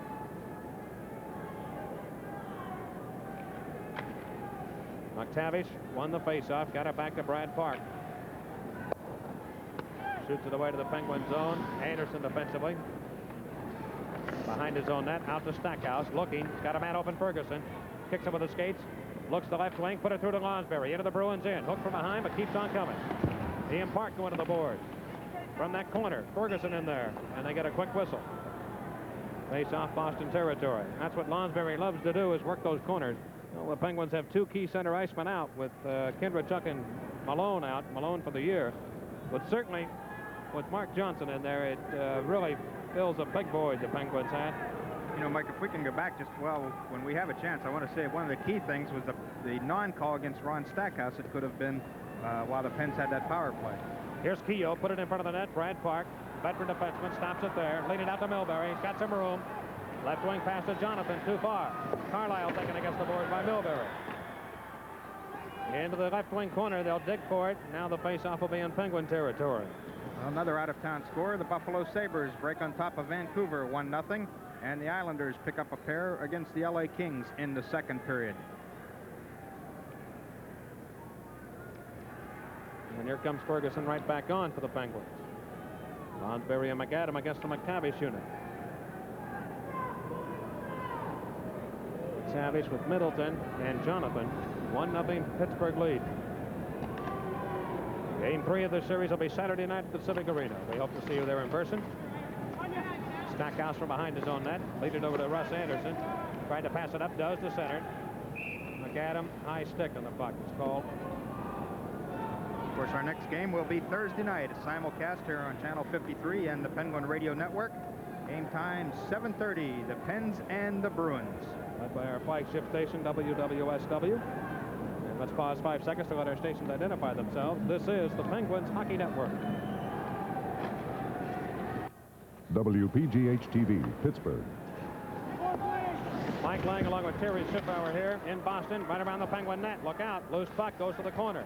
Jonathan forces it behind the goal to Middleton. Puts it out in front. Swept to the corner to Middleton. He's tough here. Off the stick of Greg Millen. The centering pass. Good play by Greg again. McAdam trying to get it out. Can't do it. Penguins being pressured right now. Middleton and Anderson. Ferguson over. He's turned around by Middleton. In the corner, Anderson. Now Middleton lost his stick. He goes down. McAdam missed a check on Milbury. Ferguson takes a piece of him. Action tough. Anderson plays it over to McAdam. Lonsberry's ahead. 2-on-2. Here comes McAdam. Takes off against Jonathan around him. A good play. Walks in a shot. He scores. Oh, look. Outlaw Red-Eye. Gary McAdam scores against Cheevers. And the Penguins take a 2-0 lead. Sheer speed. Gary McAdam scoring the goal. His 6th in Stanley Cup playoff action. Takes the puck, comes out of his own end, and just walks right around the Boston defenseman. Comes in, walks around Stan Jonathan. The shot, and it hit Jerry Cheevers on the glove hand, on the stick hand, and bounces in behind him. And the Pens on top, 2-0 in the second period. McAdam with his first goal of the playoffs at 14:47. Well, we mentioned the Penguins. Well, here goes Keogh now, back to center ice. O'Reilly spin it into the Boston end. Penguins with a 2-0 lead. They've scored twice in the second period, and they dump it away to the Boston end again. They've had 3 shots that have hit the post. They've scored twice. And they've gotten some just super goaltending on the Greg Millen so far. Long way to go. Keogh around the net. Put it in front. There's a man. Shot a shot in the stick save made by Cheever. Rod Shutt almost got goal number 3. Johnson a turning blast miss. Keogh in the near corner. Ramblin' Rick centers off Shutt's stick. Johnson keeps it alive. Good play. But McNabb comes up with the puck. Now McNabb shoots it up to center ice, and Rod Shutt goes after it. Penguins playing with confidence right now. They drill it back to the right wing corner. Boston in. Off the boards. Keogh in front of shot. Stopped by Cheevers. Where is it? Redmond covers up. Now the Penguins pressing the attack. The score, Pittsburgh 2, Boston 0. We'll break, and this is the Penguins Hockey Network. Something very special, the Big Wink. You know, Winkies pioneered the Big Wink type sandwich in this area. Winkies was first to have 2 U.S. government-inspected 100% all-beef patties and a toasted triple-decker sesame seed bun. They added some cheese and pickle, created some special Winkies dressing, and topped it off with shredded lettuce. The Big Wink, the first and still the best. Winkies makes you happy to be hungry. Winkies has a little bit more. Another look at Gary McAdam's goal that gave the Pens a 2-0 lead. McAdam walks around Stan Jonathan, cuts the shot loose, catches Cheevers on the glove side, and bounces in off the waffle board. The Pens on front 2-0. Anderson, the assist. He had a beautiful pass to Keogh where he missed a goal. Anderson is playing some kind of game tonight for the Pittsburgh Penguins. Miller back for the Bruins. They trail 2-0. Anderson takes a piece of Miller, knocks him down. Penalty coming up. A holding call. I'd want to see the play back over if we can. Holding's the call. Interference, I think you get. Oh, it did hold. fourth penalty of the night against the Penguins. And if we can, maybe we'll take another look at it if it's possible. 2-0 lead for the Penguins. The Bruins are going to get another crack at the power play. Now, the Penguins' penalty killing has been outstanding so far.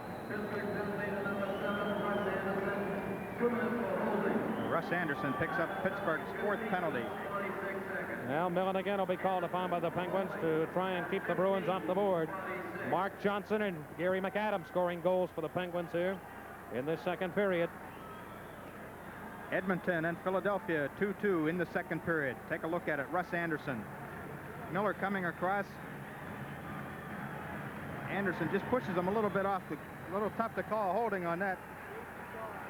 But I guess Bob Myers figured he owed the Bruins one.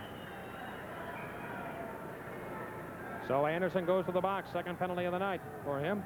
McNabb on for the Bruins with Terry O'Reilly and Rick Middleton. Ray Bourque and Brad Park, the two penalty killers. If the Penguins can get through this, what a lift it would be again. Tough job here, especially on the road, but they lead 2-0. Mark Johnson, Gary McAdams scoring. Right point, Brad Park, Penguins in to O'Reilly. Shepard and Lonsberry, the penalty killer. Slided across to Middleton, in front, shot. McNabb stopped by Miller. How he stopped that one, I'll never know. Clear to the right point. Park has it. I don't know how he stopped that shot by McNabb. O'Reilly left side to Bourque. Shot, stopped in front. Carlisle has it. Randy skates back and shoots it away back into the Bruins end. I don't know how he stopped the shot by McNabb, Terry. Unbelievable. Right behind the Boston goal. Here is Park now to Ray Bourque. 1:30 to go in the penalty. Now Anderson. Middleton up the left wing board. Bouncing up the glass around to the right wing corner. Battle for it. Shepard again. Taking O'Reilly against the wood, and they'll freeze it. All right. We're going to take a break. The score, Pittsburgh 2, Boston nothing. This is the Penguins Hockey Network.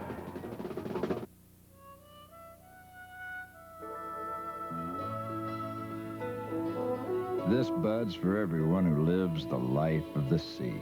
This bud's for you, for all you do. The king of beers is coming through.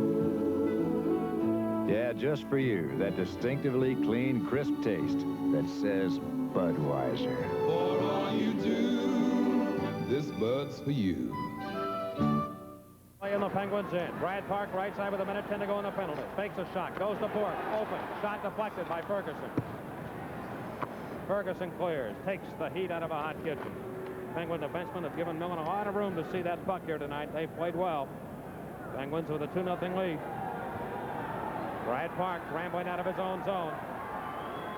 Left side to McNabb, who was denied by Millen on a great save just moments ago. McNabb around to the right point to Brad Park. They want him to set it up. Park checked by Shepard. O'Reilly lost it to Shepard. And back to center ice it goes. 37 seconds to go in the penalty. Bourque to the Penguin line. Couldn't get in. And the crowd unhappy with the Bruins power play. But give the Penguins some credit. They're killing these penalties very well. Here's O'Reilly right side. Shot deflected by Carlisle, and again back to center ice. 20 seconds to go. Shepard's all over Park. Passes up to Miller, back to Park, off his skate. Miller goes back into the Bruins end. The Penguins stalk him and keep the pressure on. Up to Cashman. 8 seconds to go. Cashman to the Penguin blue line. Cuts around one man. Johnson right there for the Penguins, though. Around the left wing to Rod Shutt, and he shoots it up ice. It's going to be an icing call, I believe. No, they're going to wave it off. Anderson's on. With 2:08 to go in the period. Here's Johnson with the intercepting a pass, took a shot. He didn't get all of it. Went wide of the net. Secord around right side to Dick Redmond. Redmond's play comes to center, and Anderson stops it again. Anderson making the play at center ice. Now Cashman back for the Bruins. Right behind the Penguin net. Stewart around the left wing. Goes by everybody. There'll be no icing to touch the Bruin player on the way up with 1:40 to go in the period. Redmond stopping behind Cheevers just for a cup of coffee, and out he goes to Miller. Wraps it back into the Pittsburgh end. Millen, very active again, gets that puck around to the near side by Milbury off the boards. Play to the near corner. Secord and Kehoe muscle one another, and they'll get a face-off in the Pittsburgh end. Out-of-town scores, Terry? We said Edmonton and Philadelphia 2-2 in the second period. Montreal leading Hartford 2-0 in the second. The Islanders 2-0 over L.A. also in the second. And Buffalo on top of Vancouver 1-0 in the second. And Atlanta and the Rangers were an 8:30 start. Toronto at Minnesota also 8:30. You see the intense look of Greg Millen, who really has his concentration tonight, is in this game. Shepard against Miller. Important for the Penguins not to give a goal up here now in the late seconds of period number 2. Levitt shoots it up out back to center. Here comes Shepard after it. Milbury plays it away from him, but it's Shepard going after the puck. Can't get to it. Loose at center. Cashman up the right side. Offside play against the Boston Bruins. We go down to a minute 7 seconds, where you can bet your life if the Penguins come out of this with a 2-0 lead, Boston's going to throw everything in the kitchen sink in the final period. But it's better to be up by 2 than 1 going in. Well, of course, Game 2 here on Thursday night. Game 3 at the Civic Arena Saturday night at 8 p.m. And if a 4th game necessary, Sunday at the Civic Arena also at 8 p.m. Russ Anderson passing to Ron Stackhouse from that draw. Flip it up back into the Bruins end. Will it be far enough rising? No, it's not. Redmond around. Far side to Cashman. Levitt trying to take it away. Cannot do it. Cashman put it behind the goal to Redmond. And Hughes is on him. Redmond now to Bob Miller with 48 seconds to go. Miller checked by Shepard. And from the near point, Miller now works it back to center. Shepard has played a strong first 2 periods. Dumped away to the right wing corner of the Penguins end. Cashman rides Levitt against the wood. Anderson right there again for the Penguins. Out to Shepard. And he shoots it up softly back to the Bruins zone. Mike Milbury cruising behind his own net. Hughes is putting the check on him. Forced around the horn to McCrimmon. Lead pass to center, and Randy Carlyle coming up with it. Carlyle right back to center. Milbury of the Bruins. Lost it to Shepard, and there he is again. Now Cashman coming back to the Penguin zone. 8 seconds to go in the period. Penguins dig for it. Along the near side, forced back to center. The Penguins are going to come out of this with a 2-0 lead. 2 seconds to go in the period. And that horn sounds, and the Penguins have a big second period here in Boston. And let's check the goal scoring in the second period, Terry. Well, Mark Johnson, with 2 seconds left on a penalty to Brad McCrimmon, scored his first Stanley Cup playoff goal. Peter Lee and Rick Kehoe assisting at 8:25. Then Gary McAdam with a coast-to-coast rush, scoring his first, beating Cheevers, with Russ Anderson assisting at 14:47. All right, at the end of 2, the shots were 10 apiece in the second period. The end of 2, Pittsburgh 2 and Boston nothing, and this is the Penguins Hockey Network. Thank you very much. Hi, who's that? Dollar Bank's pay-by-phone. Oh, I wanted to pay the bills this time. But I like doing it now, because with pay-by-phone, bill paying's no longer a chore, and I like getting our new balance after each call.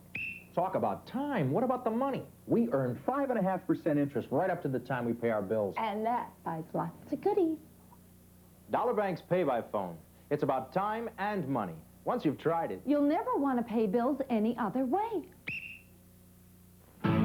You're the Pepsi generation, the spirit of today.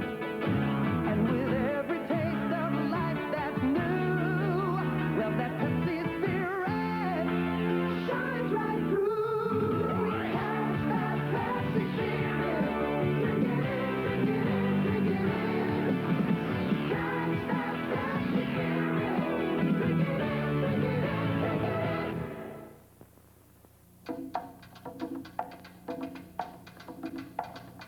The Stan Severin Show is brought to you by American Motors. Test drive the American Eagle, the only family compact automobile with automatic 4-wheel drive at your local AMC Jeep dealer. American Motors, built for today, built to last for tomorrow. And now, here's Stan. Well, if Mike Lang will forgive me for plagiarizing, backup floor crew, great balls of fire. What a period of hockey. Penguins on top of the Boston Bruins 2-0. In my mind, without a doubt, this is the best hockey game they've played since that 1-1 tie with Philadelphia way back when the Flyers tied the unbeaten streak at 28.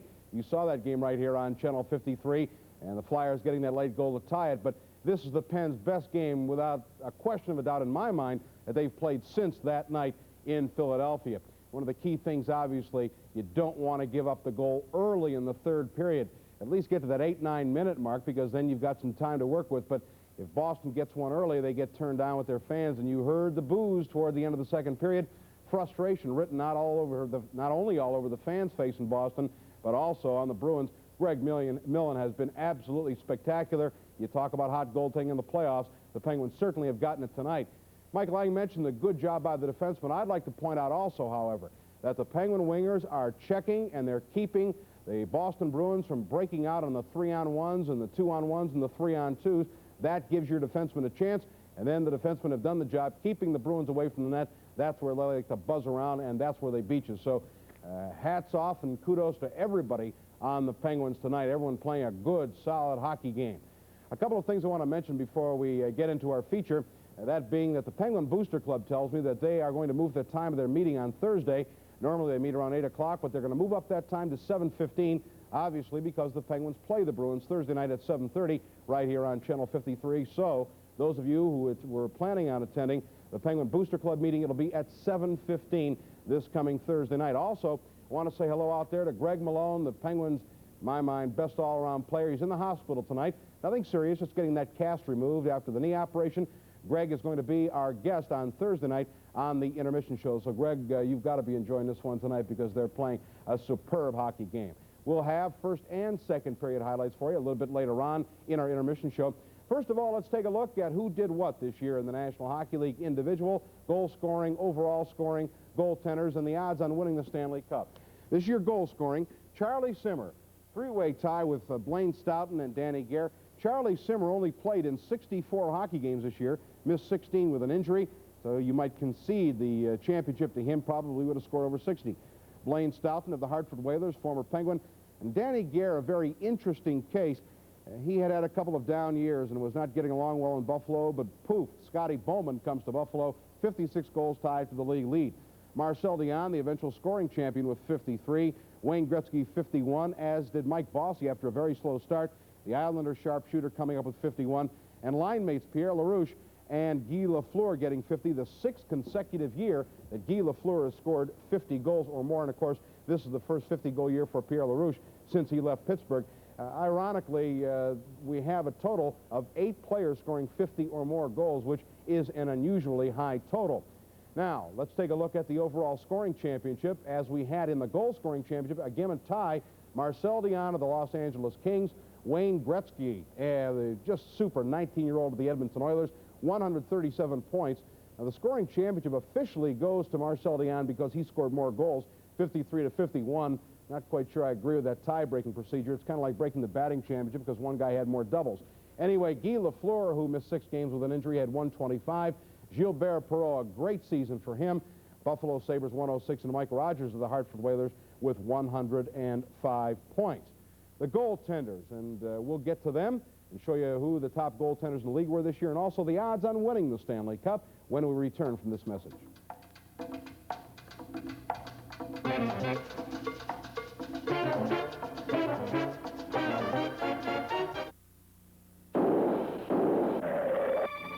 You're about to see an incredible demonstration of the new American Eagle. Watch as we blow not just one, but both front tires of the Eagle at 55 miles per hour on a curve. Watch as Eagle's automatic four-wheel drive directs power for immediate traction. Introducing the only family compact with automatic four-wheel drive. The Eagle has landed on all fours at American Motors.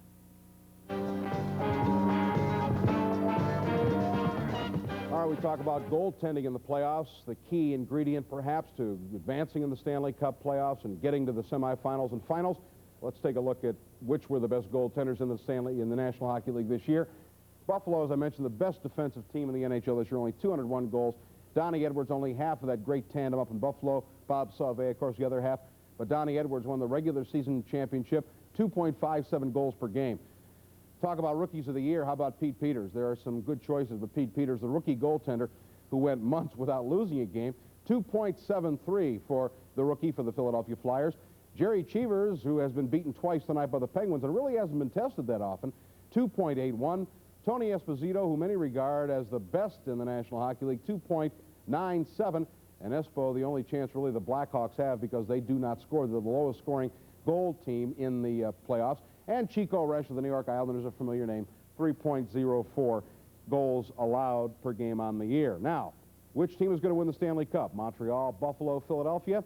Well, if you want to get something down with the boys in Vegas or Reno or whatever, these are the odds on winning the Stanley Cup, and who would deny the Montreal Canadiens the favorite? Philadelphia and Buffalo, co-favorites or second-place favorites, 5-2 odds.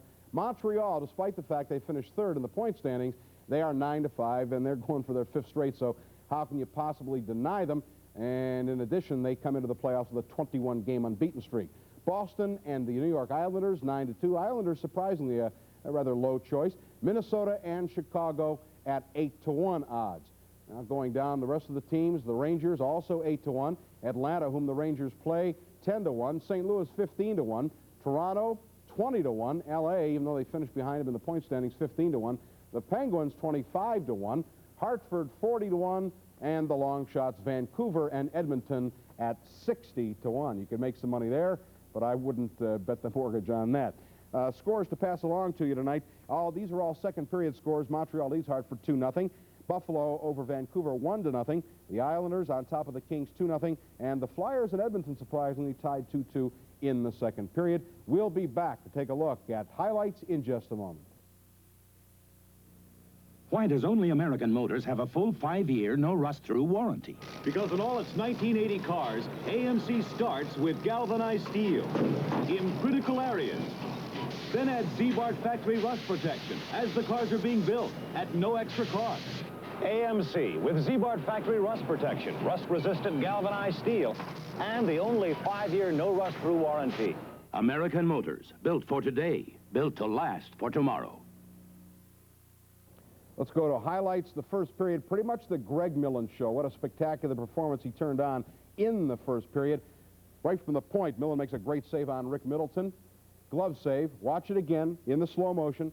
From the draw, Bruins win it. Back to Middleton. Tickets it for the high corner. Middleton, a 40-goal scorer. Millen makes the save. Russ Anderson called on an interference penalty here on Bob Miller, and that sets up a very important flurry of action. The Penguins hold their ground here, where Boston really could have blown them out. Actually, one of the great scoring chances. This is the Penguins 2-on-1 shorthanded. Carlisle there looking to hit Ferguson. There he is. But a great play by Ray Bourque, who is regarded as perhaps the next Bobby Orr. Now the Bruins come back on their power play. Greg Millen again making numerous saves on the power play. Absolutely spectacular goaltending. Look at the Penguins clearing out in front of the net, knocking people down. That's what you must do against the Bruins. Battle, McNabb behind. Here's Cashman, the old man. He's got to be 110. Penguins again on a shorthanded break. Dale Talon, George Ferguson, but once again it misfires.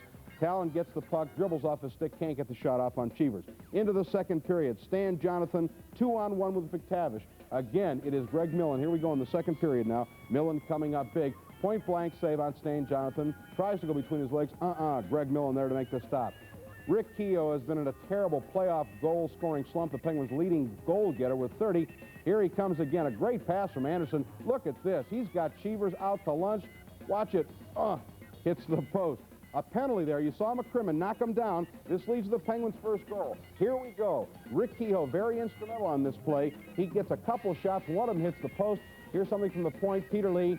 Puck bounds away. It's Mark Johnson who eventually scores the goal, going after it, looking for Keogh. Penguins setting up their power play very nicely here. Into the middle.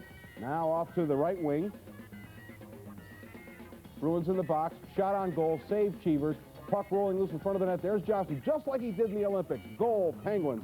And Mark Johnson, obviously, with his first playoff goal. Penguins take a 1-0 lead. Now watch Bob Stewart here. Bang! Look at him knock down Wayne Cashman. That's what I'm talking about. That's why I showed you that on the highlight. Look at Stewart doing the job. Here comes the Penguins' second goal. Great pass from Russ Anderson. McAdam, one of the fastest skaters in the NHL. He comes in. He beats Cheevers on the far side. Let's watch it again.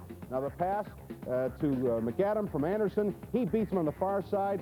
Gary McAdam with the goal, his 6th playoff goal. And watch Ross Lonsberry. He hugs him. You betcha, Ross. You do one for us. All right, Penguins on top 2-0. 20 minutes of hockey to go. The Penguins on top. We'll see you again Thursday night. Test drive the American Eagle, the only family compact automobile with automatic 4-wheel drive at your local AMC Jeep dealer. American Motors, built for today, built to last for tomorrow. And now back to Mike Lang at ringside.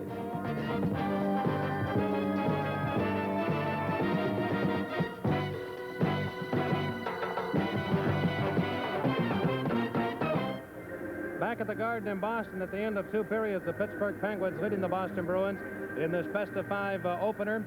Stanley Cup competition preliminary round, and we mentioned at the outset that sports doesn't always go quite the way you think it might. The Penguins leading Boston 2-0. Everybody really had basically written them off for a 3-game straight sweep by the Boston Bruins, but it hasn't happened, and the Penguins have shown some great fortitude tonight, gotten some great penalty killing, super goaltending by Greg Miller. Well, through 2 periods, it's been great, but the key thing is a win here in Boston gives the home ice advantage now back to Pittsburgh. You look for a split coming in here, then you come back and play Saturday and Sunday in Pittsburgh. Well, the Penguins trying to do it in the 3rd period, and they lead Boston 2-0. We'll have the 3rd period in just a moment. Hey, I won $100. I want a chicken sandwich. I'll never win. Play the Burger King Make It Special game and win up to $10,000. Get 3 stamps every time you come in, complete any picture on the game card, and win. I want a Whopper. I won $10. Instant winners, too. I want a Coke. Complete any picture and win. You won.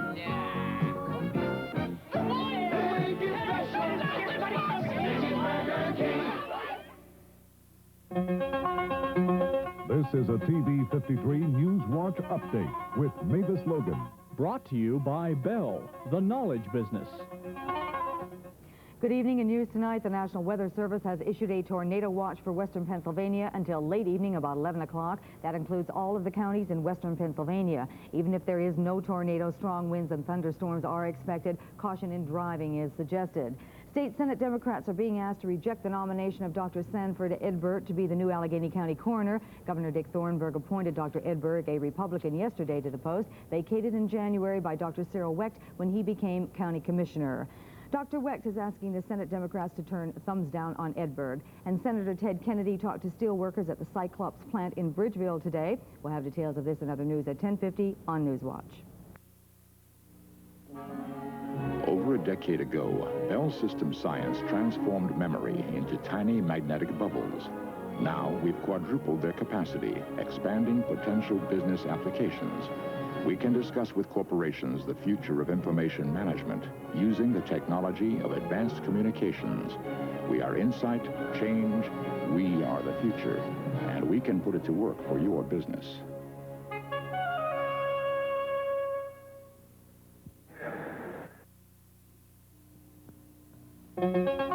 This has been a TV 53 News Watch Update with Mavis Logan. Played well through 40 minutes, but that fella certainly has kept the Penguins in the lead. He's got a goose egg on the board for the Bruins. And let's check some of the scores around this National Hockey League and playoff competition. Buffalo Terry? leading Vancouver 1-0 on a goal by Derek Smith. Islanders 2-0 over L.A. Brian Trottier and Wayne Merrick. Philadelphia 2-2 with Edmonton. Holmgren and Leach, Lumley and Gretzky.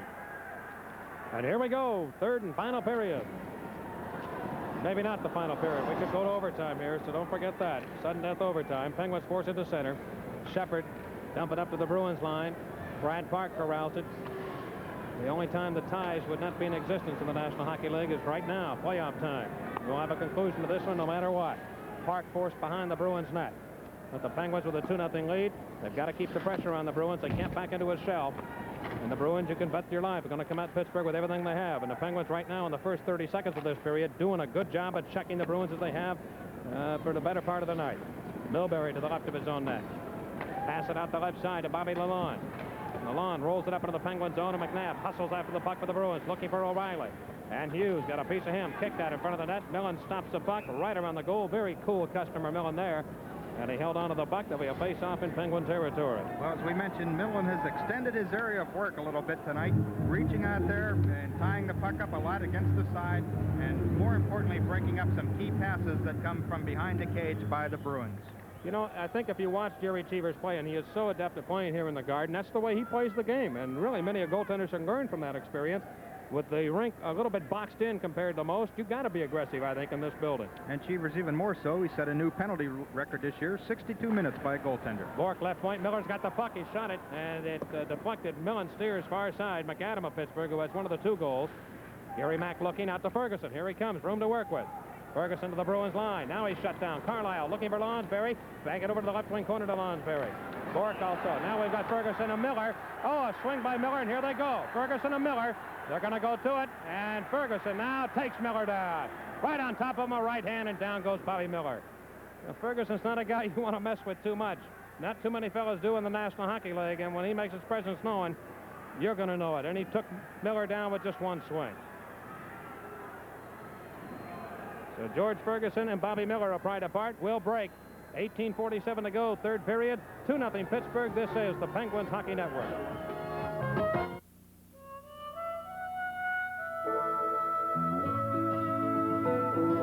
This bud's for everyone who helps put food on the table. This bud's for you, for all you do. The king of beers is coming through. Yeah, just for you, that distinctively clean, crisp taste that says Budweiser. For all you do, this bud's for you. Well, George Ferguson and Bob Miller each get 2 minutes for slashing and 2 for roughing. There, Ferguson and Miller collide. Miller pulls Ferguson down. Now they'll get up and off camera. They do a little pushing and slashing. So they'll each pick up double minors at 1:13 of the third period. So both clubs at this point will be shorthanded a man, but they're at equal strength. 4 aside. Craig McTavish, Al Secord up front. And for the Bruins defensively, McCrimmon and Bork. And they come up to the center ice area. Penguins have Johnson and Keogh on the front line. Anderson, Stackhouse on the blue line. Far side, Penguin zone. Secord trying to take it free. Does to Bork. Right side, McCrimmon's wide open. Look out here. Shot. Sticked away by Millen. Hit the back of the net. Whistle blows. They want a face-off. In the Penguin zone. Stackhouse fell on top of the net. And the face-off will be in the right wing circle of the Penguin zone. So coincidental minors, double minors. Well, a shot by McCrimmon will go to hit the back of the net, come back. And then Al Secord comes in and tries to give Greg Millen just a little bit of a push. And that's when Russ Anderson and Ron Stackhouse arrived on the scene to tie the play up. The Bruins, now Shepard and Libet step on. Mark Johnson gave the Penguins a 1-0 lead at 8:25 of the second period. McAdam at 14:47 made it 2-0. McCrimmon again. Shot deflected. Comes to Bork. Slap shot. Knocked Millen over. Rebound. Secord can't put it in. Loose puck in front. Secord goes after it. Left wing corner. Bruins on the attack. Bork shot. Stick save Millen. Rebound. Secord shot it wide. McTavish behind the net to Secord. You can expect the Bruins to be tough. Shepard out to Libet. Here he comes 2-on-2. Libet on the right side. Bork the beat. Drop it over to the left wing side. McCrimmon back. McCrimmon banks it up to Craig McTavish. 3 rookies on for the Bruins here. McTavish, Penguin zone. Poke checked nicely by Bob Stewart. Right off his play. 16:53 to go in the final, the third period. Not the final. We remind you, we could go to sudden death overtime. Carlisle right side to the Bruins end. Shoot it towards the net. Cheevers stops that. McCrimmon takes over behind the Boston goal. Cheevers in the net for the Boston Bruins. Out it goes to Bork. Skating to the Penguin line. Fell down. Middleton forced back to center. 2:44 to go in the minor penalties. Middleton's pass picked off by Nick Libet. Looking for the puck. Libet out to Carlisle. Johnson's open with him. Give it to Johnson right side into the Bruins in. And Cheevers comes out to challenge him and knock it away. Carlisle, man open Stewart. Can't handle the pass. It comes off his stick. Goes after it. Put it behind the net. Milbury took a piece of Bob Stewart. John Rattel of the Bruins. Not played all that much tonight. Comes to Milbury. Left side to Middleton. Penguin zone. Down the slot. Trying to get the shot off. It rolls through to the right wing corner. Rattel. They're 4 against 4. Johnson in the Penguin zone. Trying to play it by Redmond. Can't not get it out. Redmond. Now Johnson got it back, and here he comes 2-on-1 with Kehoe. Big chance here. Kehoe and Johnson. Kehoe swinging wide. Looking. Puts it in front. Johnson scores! Oh, look out, Loretta. Great balls of fire. The Penguins lead 3-0. Oh, Kehoe with a dazzling move. Johnson had an open net, and he dumped it in. Woo! Rookie Mark Johnson playing in his first Stanley Cup game. Already with a goal. They break out 2-1. Johnson gives it to Kehoe. Johnson pulls up just long enough for Kehoe to get on side. Kehoe goes way wide. Cheevers out, and he's out to lunch. Johnson taps it in. It's 2-3-0 with 2 goals by Mark Johnson. Time of the goal at 3:10. Harry Sinden looks concerned for the Bruins as well. He should. Penguins lead 3-0 here. A pair by Mark Johnson.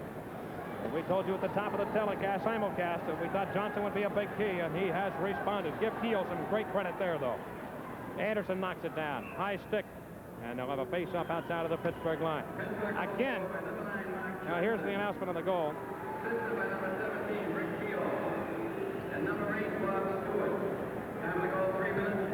Bob Stewart starts the play, gives it to Johnson, back to Kehoe. Kehoe way wide on the play. The defenseman out there with him. A great centering pass. Johnson can't ask for anything more. Back to live action. Here's Stackhouse up to Lonsberry. Back with McAdam. Lonsberry right side in front of McAdam. He can't get it through to it. McAdam has the puck, though. Drop it up in the right wing corner. And O'Reilly of Boston. O'Reilly sends it out the left wing to Mike Milbury. Milbury to center red.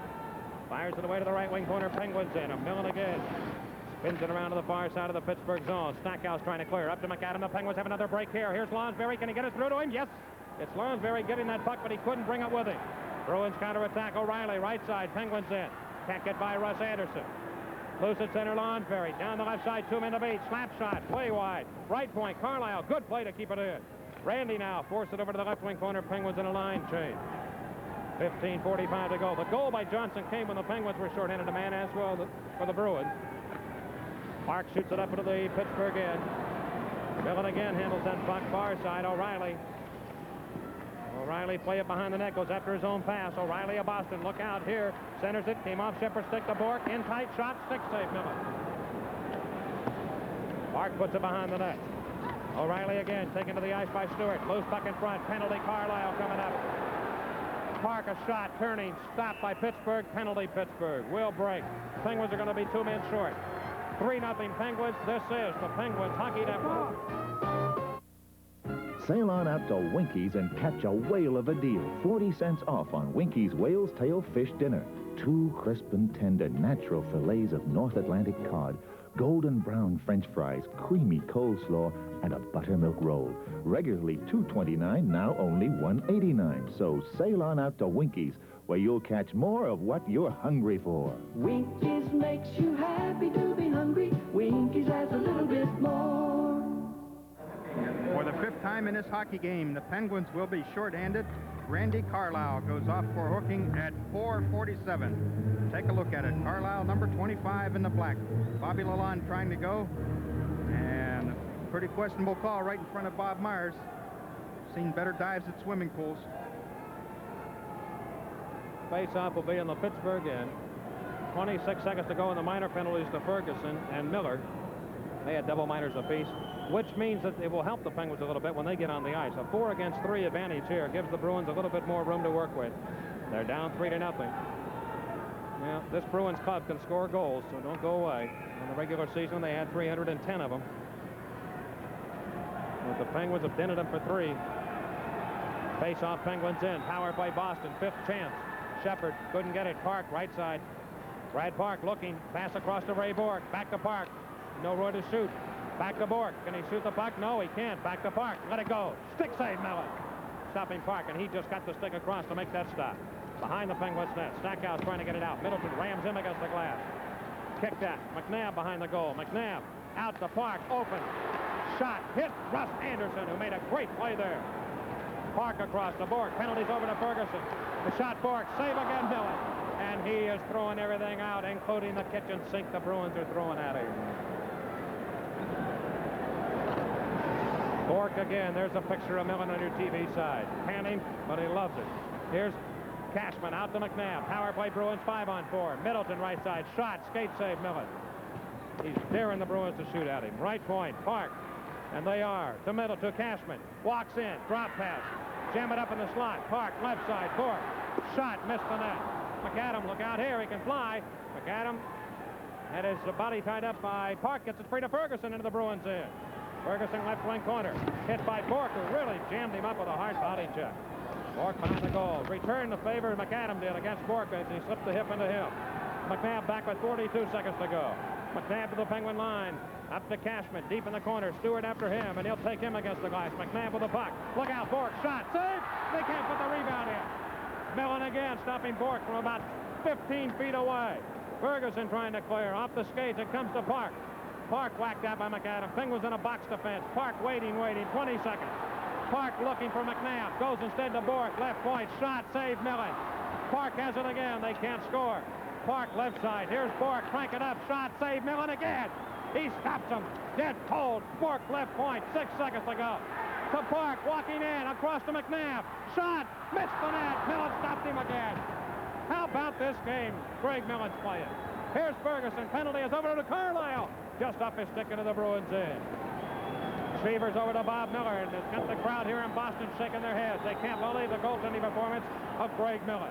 Stackhouse to Carlisle. Left side pass to Shutt. The Penguins have killed 5 penalties already in this game. Now it's Park. Bring it up to the Penguins end. After it's Stackhouse trying to clear. Comes to Don Marcotte. Put it in front. Shot! Millen again made the save. Oh, brother. Here's Milbury passing to Bob Miller. And he comes right back for the Bruins with 12:35 to go in the game. Bruins, as we told you, are going to do it. Here's Secord coming in. Shot. Millen again. Stop that puck. He holds on. Are you enjoying this one at home? As much as we are here. 12:30 left in period number 2. Well, Millen's playing as well as I've ever seen him, Terry Schiffauer. Oh, no question. Just an outstanding performance. He's been, I thought the record was stuck there for a second. Bork shoots, Millen saves. Bork shoots, Millen saves. It just kept going and going. Looked like machine gun fire out there. Another chance in close for the Bruins. And there's Millen with another save on Bob Miller, and the defense crowding in. 6 black jerseys all in a circle. 3-0 Pittsburgh, 12.5 left in the 3rd period. Well, Millen in goal for the Penguins, and it will take a hot goaltender. 3-0 Pittsburgh, 12.5 to go in the game. Marcotte over to Redmond. His shot knocked away by Stackhouse. Milbury left point, his shot deflected by Anderson right in front. Stackhouse looking to get the puck out, comes up to Hughes, off his skates. Bruins can't keep it in. Well, Redmond questions the call, but he really wasn't in a position to do it. Bozak was right there, the linesman, and he made the call. Bruins are becoming frustrated right now. Well, I can tell you this. The Bruins know what it feels like now to be at the other end of it, because the Penguins had Cheevers do it to them last year. And it's a frustrating situation. And the game is far from over, though. At 12:18 to go in the 3rd period, in regulation time. Go back and look at the 2 goals that Peter Lee had left laying on the goal line last year. That one might have been in, and another one very questionable. All right, play back behind the net. Millen after it. Marcotte beats everybody to it in front.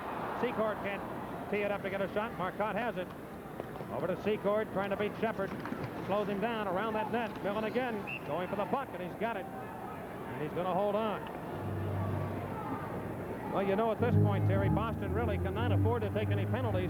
They've had the upper hand. They've had 5 chances on the power play, have not scored. Penguins got the opener by Mark Johnson on a power play. Their only penalty chance, power play chance of the entire night. Well, they keep coming in. The defensemen are taking more and more chances. I'd like to see the shots, because Bork had about 6 right in a row there. Park has been unloading, and still Millen stands his ground. 12:03 left. Secord to Redmond now, right side of the Penguins end, into the corner. Anderson trying to tie up Secord. Miller has the puck behind the net. He is pulled over by Russ Anderson. Oh, linebacker move there. Secord a shot. Stick save, Millen. Rebound. Save again. Anderson crunched by 2 of the Bruins, but the Penguins come up with the puck. Here's Ferguson leading the attack back. Ferguson flying like the wind. Down the right side. Drop pass. Offside play against Pittsburgh. Now we've got McAdam and Mike Milbury. Stackhouse hit by Secord. Stackhouse drops the gloves or the stick. Here's McAdam and Milbury. Oh, good punch by McAdam. Now Milbury gets the upper hand. McAdam got the first in on Milbury. Stackhouse knocked over. Now Secord attacks Stackhouse. And here they go. Secord, Stackhouse has him down. Stackhouse on top of Secord. Got his jersey up. They're pulling one another. Fights on the ice. Secord back up to get on top of Stackhouse.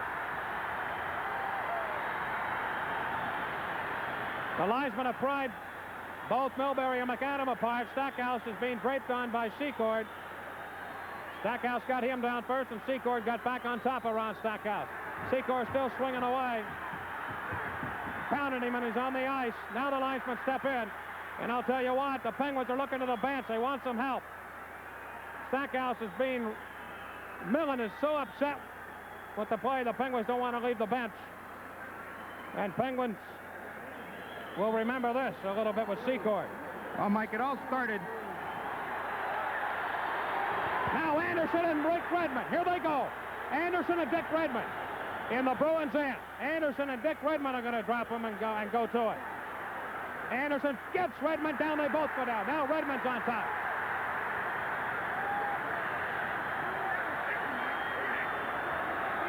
Well, the Bruins, a frustrated crew. The Penguins expected this to come early. It's coming the 3rd period. Anderson's hurt. He hit his head when he went down. He's wobbly. He can hardly stand up. Anderson was hit, and you can see he's groggy. I didn't see who hit him. Did Redmond hit him when he was down? No, it just whenever they both fell, Anderson hit the back of his head. It looked like it almost knocked him out. George Ferguson pointed to the linesman right away to break it up, that Anderson was semi-unconscious. You could see how groggy he is. He can hardly stand on his skates. Mike, it all goes back to the plate, to the offsides call. The Penn's taking the puck over the line. It was an offsides, and McAdam continued the play. It wasn't an unnecessary call, and he took the shot. Cheevers heard the whistle, saw it was offside. He stepped back, let the shot hit the cage, and then Mike Milbury came out and started challenging McAdam. That's when started round one. Then Al Secord came over, charged into Ron Stackhouse, and put him down. Next thing you know, Dick Redmond and Russ Anderson, and Anderson's going to go off the ice because he is groggy. Going to say something to Redmond as he goes by. Milbury's got a mouth that's going a mile a minute. Okay, Anderson took on the Bruins here a couple of years ago all by himself. And he'll do it again if he has to. 11:39 to go. 5 fighting. Who was he with, Milbury? Milbury's got 2 and 5, same thing. Same thing. Okay. Then we got You can hear the referee, Bob Myers talking. 5 fighting. He was with Secord, who's got 5 fighting. 2 minutes charging. Give it 2 minutes roughing. Secord. So he gets 2 and 5. Right? And a 10-minute misconduct. Did you say roughing? He's gone now. Yeah. He's got 5 fighting, 2 roughing, and a 10-minute misconduct. And 7 and Redmond's got 5 each fighting. All right. Anything else, fellas? Terry, did you get them all sorted out? Yeah, I think I picked it out. McAdam and Milbury will each go off 2 minutes each. I believe 2 for roughing and 5 for fighting. And then the key, Secord is going to get a minor for roughing, plus 5 for fighting. Ron Stackhouse will get 5 for fighting, and Secord will get an additional 10-minute misconduct. He's done for the night. Redmond and Anderson will also get major penalties, so the Pens are going to come out of this with a one-man advantage. All right, the score, Pittsburgh 3, Boston nothing. And we will take a break. This is the Penguins Hockey Network. Hey, Terry, new photos? You bet. Just picked these up at the Snap Shop at Giant Eagle. A supermarket? Yeah, Giant Eagle's got this new process for developing 35mm film. It's called Super Pro 35. Sounds pretty good. Oh, yeah. Look how big and clear these prints are. And if you don't like them, Giant Eagle will take them back. Here's one of me at the ranch. I like this one. Here's one of me scoring. I like that one. Here's one of me getting sacked. I don't like that one. It goes back. Super Pro 35, exclusively at Giant Eagle. Al Secord gets a 2-minute minor for roughing, a 5-minute major for fighting, and a misconduct penalty. Penguin penalties, Anderson 5 for fighting, Stackhouse 5 for fighting, McAdam 2 for high sticking, 5 for fighting. 2 for high sticking, 5 for fighting. Milbury 2 for high sticking, 5 for fighting. Dick Redmond 5 for fighting. Penguins are going to come out with a power play on this. Secord or keeping Stackhouse down on the ice when the referee told him to break. I think that's where he's going to get the extra minor. The first call, because you could hear Bob Myers, he said, give him 2 for charging. He said, no, change that. Make it 2 for roughing, because that's what precipitated the extra fights. The extra fights kept going, and Secord taking on Stackhouse. Next thing you know, Redmond and Anderson, and it looks like Russ is okay over there now, but he was pretty groggy, and he went down, and thank goodness for wearing a helmet. Well, the Penguins now will take a power play to work here, their second chance of the night. Now, we expected the Bruins to be like this, especially in the first period, but they're down 3-0 now. And as we mentioned, it may hurt their cause, and let's see if it does. 11:39 to go in the third period. Kim Claxton has been to the ice for the first time in case things should get tough even more. Claxton, of course, involved in a number of fights here with the Bruins this year. Well, the Pens had 5 fights with the Bruins this year. Claxton in on all 5 of them. 4 of them with Stan Jonathan, and the other one with Al Secord. But Secord has gone to check the hot water in the Boston dressing room. He's done for the night. Russ Geary of Glassport, PA, will be our open pantry power play contestant for a Mattel electronic hockey game. Toronto and Minnesota tied 2-2 in the first period. No change on the other games. Montreal 2-0 on goals by Lambert and Engblom against Hartford. Philadelphia and Edmonton 2-2 in the second period. Islanders ahead of the Kings 2-0. Buffalo 1-0 ahead of Vancouver. And in the second period, Atlanta and the Rangers, no score. Chicago and St. Louis, also no score. What upset Greg Millen, he was looking to the Penguin bench for some help. Secord was all over Stackhouse and had him kind of helpless on the ice, pounding away at him. Millen almost left his crease, and that would have cost him two. Johnson with Keogh and Lee. Power play for the Penguins. The score here would really, really help the cause. Lalonde. Johnson's looking for the hat trick. He has 2 of the 3 Penguin goals. Talon over to Carlisle at the Penguin line. Spun around, knocked down by Lalonde, nothing called. Remember, the Bruins have had 5 power play chances here tonight. This is the second one for the Penguins. McCrimmon lead it up to Bob Miller. Miller drops it back into the Bruins end. They certainly can't question the officiating here tonight because the Bruins have had the breaks. Up the left wing. Here's Carlisle. Scoots back into his own zone for the Penguins. 1:25 to go in the penalty. Secord's minor. That's the one we're working on right now. Talon takes the pass. Nowhere to go. Now goes to Carlisle, right side of the Penguins' end. Carlisle passing to Talon. Right wing pass. Here's Johnson into the Bruins zone. Bounced away from his stick. Lee gets the puck, though. Drop pass to Carlisle. Center point back to Lee. Walks in. Man in front is Johnson. Instead comes out to Kehoe. Looking. Shot. Save. Rebound. Can Lee put it in? No. Johnson just shot it wide on the rebound chance. Johnson almost had his third. Miller behind the net. Passing over to Ray Bork. Bork looking. Shoots it up ice. Oh, Johnson almost had number 3 there. Kehoe and Lee right in front, too. 44 seconds to go into an open pantry power play. Mattel electronic hockey game shut back into the Bruins in. Deacon's way in on McCrimmon. Take it to the right wing boards. Drop pass. Lee comes up with a puck. Back to Shutt. Stop it with a chest. Looking in the slot. A turning shot and the stick save by Cheevers. Ferguson in the near corner for the Penguins. Power play on. Out to Shutt. Shot blocked. And the Bruins counterattack shorthanded. McCrimmon up the left wing. Goes to Don Marcotte. Marcotte cuts behind the Pittsburgh net. Drop pass in front. Talon steals. 13 seconds to go. 4-man rush for the Penguins. 4-on-2. A chance here. Talon right side to Lee. Bring it in. Drop pass to Talon. Back to Lee. And he can't get it through to him. Talon in the corner. Does not go after it. Brad Park comes up with the disc. Penalty's over. Rattel, who was serving it, comes on. And it's played deep into the Pittsburgh zone. 9:34 to go in regulation time. Anderson off. Stackhouse also. So Claxon will have to play. O'Reilly and Claxon belly to the ground. Here comes Hughes back. Bruins in. A shot. The save was made by goaltender Jerry Cheevers. And Hughes in a chance there. Brad Park sets it up in behind the Boston goal. We're down to 9:13 to go in regulation time. Park out the right wing. Too far for Doak. And the Penguins intercept again. Bob Stewart plays it back into the Bruins end. Park's going to get an icing call here. No, he's not. Waved off. Gave it away to Hughes. In front, he has Shutt right there. Give it to him. Loose puck around that net. Shepard's after it. Goes to Shutt. Left wing circle. A shot. Blocked. Shepard throws it over to the right wing corner. Hughes of Pittsburgh. Checked by Park. Now dumps it around to the near side. O'Reilly's pass is picked off. Talon banks it up the boards. Offside play. We'll break the score. Pittsburgh 3, Boston nothing. And this is the Penguins Hockey Network. You're the Pepsi generation, the spirit of today. And with every taste of life that's new, well, that Pepsi spirit shines right through. Catch that Pepsi spirit. Drink it in, drink it in, drink it in. Catch that Pepsi spirit. Drink it in, drink it in, drink it in. The face-off coming up at center ice. And Greg Shepard on here with Nick Libet and Pat Hughes for the Penguins. McTavish with Jonathan and Rick Middleton. Here are the Bruins. Bork takes off around Carlisle. Good play. Put it in front. Went right by Middleton. He runs into Miller. McCrimmon puts it in the near corner. Talon trying to steer it out. And sends it back to center red. McCrimmon over to Ray Bork. Bork into the Pittsburgh zone. Carlisle up off the boards. And back to the Boston line.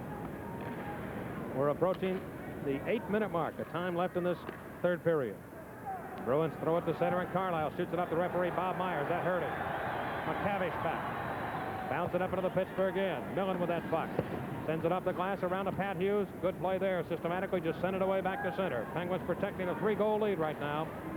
And the Bruins are going to be guilty of an icing play, I think, here. Yes, they are. Shutt touches the puck. And we will break the score. Pittsburgh 3, Boston nothing. This is the Penguins Hockey Network. With the Dollar Bank card from Dollar Savings Bank, you speed your everyday banking without saying a word. The Dollar Bank card provides anytime express banking for Dollar Draft and Dollar Saver accounts at any Dollar Service Center. The Dollar Bank card gives you quick identification when you make deposits and withdrawals at any Dollar Bank office. Get your Dollar Bank card at Dollar Savings Bank. Then you, too, can do your everyday banking without saying a word. Penguin coach Johnny Wilson leading his troops. He certainly has gotten the goaltending tonight from Greg Millen. He certainly would be a star in this game, maybe the #1 right now. How about 1 and 2? Yeah. Here's the puck around that Boston net. Seaver steering over to Bob Miller. Cashman sends it ahead to Miller again. Try to cut inside, and Claxton took him off the play. Oh, a holding call here against Claxton. Oh, my goodness. A holding call against Claxton for knocking down Miller. Claxton said, "Who, me?" Well, this is 6 penalties now. Oh, my. You be the judge. Some of these calls tonight have been really... All he does is push him out of the way. That's twice Miller's gotten penalties. I'll give him credit. He can move with the best of them in drawing penalties. And I'm trying to be objective, folks, but that comes with 7:33 to go. And I think Myers is going by Claxton's reputation more than anything else. He's just loading that box up. Chicago leading St. Louis 1-0 on a goal by Mulvey. Minnesota, Toronto 2-2. Payne and Sargent for the North Stars. Boschman and Wilson for the Maple Leafs. 3-0 here. Pittsburgh leading, 7:33 to go, third period. Claxton in the box holding. 6th power play chance for the Boston Bruins. McNabb, O'Reilly, and Middleton up front. Park and Bourque will be the 2-point men in the Penguins' end. And a very questionable call by Myers. Near side corner. Here's O'Reilly. O'Reilly to the right point to Brad Park.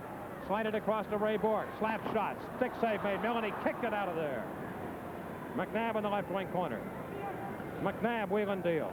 McNabb to the left point to Ray Bourque. Back to McNabb. Walks in. Looking. Past the Park. He's open. His shot. Arm save Millen. Levitt being challenged. Put him behind the net to O'Reilly. O'Reilly. Penguins in a box defense. Take it to the near side. O'Reilly to Park on the right point. Park again to Bourque. Back to Park. Penguins shot by Park. Almost decapitated Millen. Goes off the far side, up the glass. Middleton has it. 1:18 to go on the penalty. Levitt going for the puck. Now it's loose in front. McNabb to O'Reilly. Shot. Blocked. McNabb again. McNabb with it over to the left point by Bourque, and it comes back to center. O'Reilly again at center ice. Carlisle steals. Carlisle shoots it off the board. Back in behind the Bruins net. And Bourque again takes over. 53 seconds to go. McNabb knocked down by Lonsberry. Bourque cutting up to the Penguin line. Looking. Pass it over to O'Reilly. Penguins off. Coming down. Slap shot score.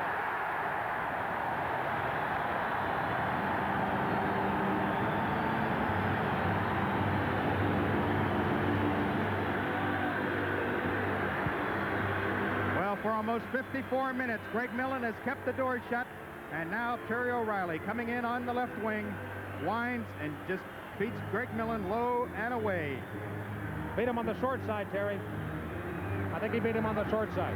A little tough to see it on there, but O'Reilly, and it's almost impossible to shut out the Bruins. They've only been shut out 3 times in their last 99 playoff games, and none of those have been here at the Boston Garden. Power play goal. The Bruins score finally on their 6th attempt. And when you read the papers, if the Penguins were to win this game, I don't want to hear any quotes from anybody saying the officiating was bad on the Bruins side. Here comes Lonsberry. Bruins in a shot. That missed the net. Coming for Marcotte. Marcotte going for the puck. Put it around that far side to Redmond. Back the near side to McCrimmon. 5:57 to go regulation time. 3-1 Pittsburgh. Anderson shoots it away back to the Bruins zone. First game of this 5-game playoff series. If it should go 5, Penguins have the lead here in Boston. Here is Rattel, right side, Marcotte. Offside play, Boston Bruins. Reminder, Game 2 of this series will be Thursday night. Simulcast here on Channel 53 and the Penguin Radio Network at 7:30. Game 3 of the series back at the Civic Arena in Pittsburgh. Another look, Terry O'Reilly and beats Millen for the Bruins' first goal. We've Well, set again Saturday night at 8 p.m. at the Civic Arena. Game 4, if necessary, Sunday night, 8 p.m. at the Civic Arena. This series goes the limit. We'll be back here in Boston next Monday. Mark Johnson with Rick Keogh and Rod Shutt. Johnson has 2 of the 3 Penguin goals. And now it'll be called back in a 2-line pass. Erie McAdam has the other. Right now is the go-ahead goal. They'll call it back inside the Penguin line. Montreal now leading Hartford 4-0. Buffalo up on Vancouver 2-0.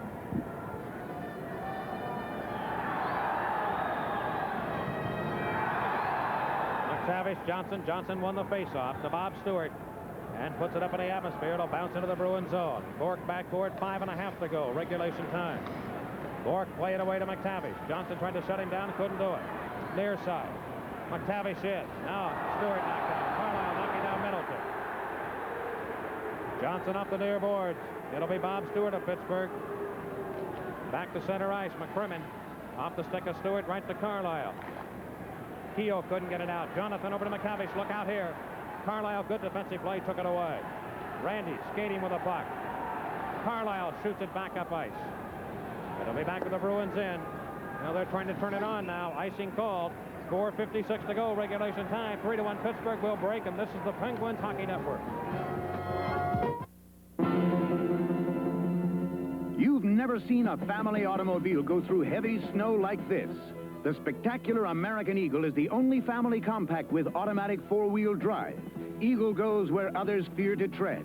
Watch this demonstration of incredible traction as Eagle's automatic 4-wheel drive makes this treacherous slalom run look easy. Get where you want to go this winter in the remarkable American Eagle. The Eagle has landed on all fours at American Motors. Pause 5 seconds to let our stations identify themselves. This is the Penguins Hockey Network. WPGH TV 53, Pittsburgh. All right, Park of Boston. McTavish in the near corner. Shepard up to Nick Levitt. Can't get it out. Here's Park. Shooter towards the net. Blocked in front. Shepard up to Pat Hughes. And the Penguin right winger shut it up a skate. It comes back to the near side of the Penguins there. Anderson after Middleton knocks him down. And that maybe should have been a penalty. It wasn't called. Middleton behind the net. Centers. Came off a stick. Levitt in front. Knocks it away. The one on Claxton was really debatable. Middleton around the net. Put it in front. Levitt there. Can he clear? He goes right to Millen. He's going to hold on. The one that might have been a penalty to Anderson was not called. The one that was really debatable to Claxton resulted in a goal. But now Myers is almost hard-pressed to make any calls. He's called 6 on Pittsburgh already. 4:21 to go in regulation time. And all the penalized players are back. Gary McAdam coming out after serving 7 minutes. He and Mike Milbury went off. George Ferguson on for the Penguins. Well, a victory here means something very important to the Penguins. It means that they can win this series at home. They could win it at home. If they were to win here tonight, regardless of what the Bruins do, if the Penguins won the next 2, they'd win. Bork, center point, shot, hit a skate. Comes off the near corner. Stewart without a glove. Cashman's got the puck. Put it in behind the net to Miller. Miller trying to go back to Cashman. Stewart recovered to get the puck. McCrimmon trying to keep it in, and he shoots it back to center. Ray Bork over to Bobby Lalonde with 4 minutes to go in the game. Shot away to the right wing corner in regulation time, I remind you. Stewart trying to get it out. Can't do it. Miller battling for that puck. Lonsbury there also, and they freeze it. Every second so valuable. I'll tell you, the gallery gods here at the Garden are up on their feet. The upper deck up here. Well, they've got some great sports here in Boston. They really do. Tomorrow night, the Celtics will open it up. Looking at the championship flags here. One stretch, 7 years in a row, world champions.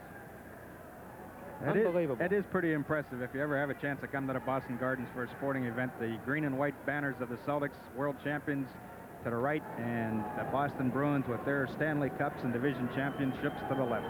Penguins against the Bruins. In the face-off, in the Penguins in. Pittsburgh coming up with it. Anderson lay it ahead to Greg Shepard. Looking left wing to Levitt. Off the boards. He's got to step into the Bruins end. Slap shot. Stick save made by Cheever. The far side of the Boston end. Ray Bork comes scrambling out. Lead it up to Miller. Poke check nicely by Stackhouse. The only goal by the Bruins on a power play. Penguins killed 5 of the 6 against them. Here is McCrimmon at the Boston line. 3:25 to go, third period. To Bobby Lalonde. Pass it up. Pat Hughes intercepts. Hughes of Pittsburgh coming back with some room. He flips it away to the Boston end. McCrimmon defensively for the Bruins. Around that far side, Bourque can't get to it. Marcotte leaves it for Bourque. Right to Shepard's stick. And Shepard again fires it back to Boston ice with 3:04 to go. Here is Bourque. Pass it up the left wing. After it will be McNabb. Play to the right wing corner, Pittsburgh in. Millen out. Off the glass, around that far side. Comes to the left point. Out it comes. Redmond had it forced away back into Bruins territory. Cheevers comes running up with a puck. Now, finally got it up to Redmond. Cheevers came way out. Here is Marcotte. Play it to the right side of the Pittsburgh end. Stewart trying to clear. Can't do it, but Carlisle takes a whack at it. Can't get it out. Park, right point. Shot. Never got to the net. Loose puck in front. Backhander. Save Millen on Marcotte. And now Carlisle of the Pens with 2.5 to go in regulation time to Johnson. Overskates the puck, but comes back for it. Shoots it up into Boston ice. Cheevers comes down to the net. Shot after it. Play it in behind the Boston goal. McNabb around the near side. 3-1 Pittsburgh here in the final third period of regulation time. Marcotte back to center to O'Reilly. Left wing to McNabb. Slap shot coming up. Millen stopped that. He covers up as O'Reilly went skating by, and he holds on. Well, we are now 126 ticks away from picking up game number 1 of this best-of-5 playoff series. And I feel like a parakeet in a cat kennel, I'll tell you. Unbelievable. Peter McNabb with a good shot. Same place that Terry O'Reilly scored from earlier. Millen has just a little trouble. It gets the glove on it as O'Reilly comes speeding by, takes a swipe at it, and crashes into the boards. Game 3 back at the Civic Arena. Saturday night at 8 p.m. Game 4, if necessary, Sunday at 8 p.m. Left point of the Penguins in. Redmond shoots it towards the net. Anderson blocked out. Here's Middleton. Go to O'Reilly. Look out. He's trying to walk in, and he lost the puck. Ferguson spins it up the near side. Brad Park with 1:52 to go in regulation time. Back behind the net. McNabb. O'Reilly. Digging. Middleton far boards. Middleton. Ferguson finally coming for the puck. To McAdam. Trying to get it out, and he does. Offside play, Boston. High stick. They're going to call a high stick, and I think it was offside and offside. also. He had both calls. Ryan Bozak right on the line, right where the linesman should be, made both calls. Well, the Penguins have played a whale of a game. They got the goaltending out of Greg Millen. We still have 1:40 to go. You got to think we'll send in maybe pull Cheevers in an effort to get back in this game. And we get around that 1 minute mark. But they've been tough when they've had to be, especially on the power play. They've allowed the only one goal, that by O'Reilly, with a man advantage. And from the first period on, Pittsburgh really, we talked about it, Bruins strong period is their first. They couldn't score. In behind the Penguin net, Jonathan now is forced back in behind the goal. Ferguson works it free. Fergie Flyer gets it out of his own end. Back down to Boston territory. Cheevers will play the puck to Ray Bourque. 1:20 to go. Pass up ahead to McTavish, and here he comes. McTavish back for the Bruins to the Penguin line. Left side to Cashman. Cashman slides in the front. Shot, score!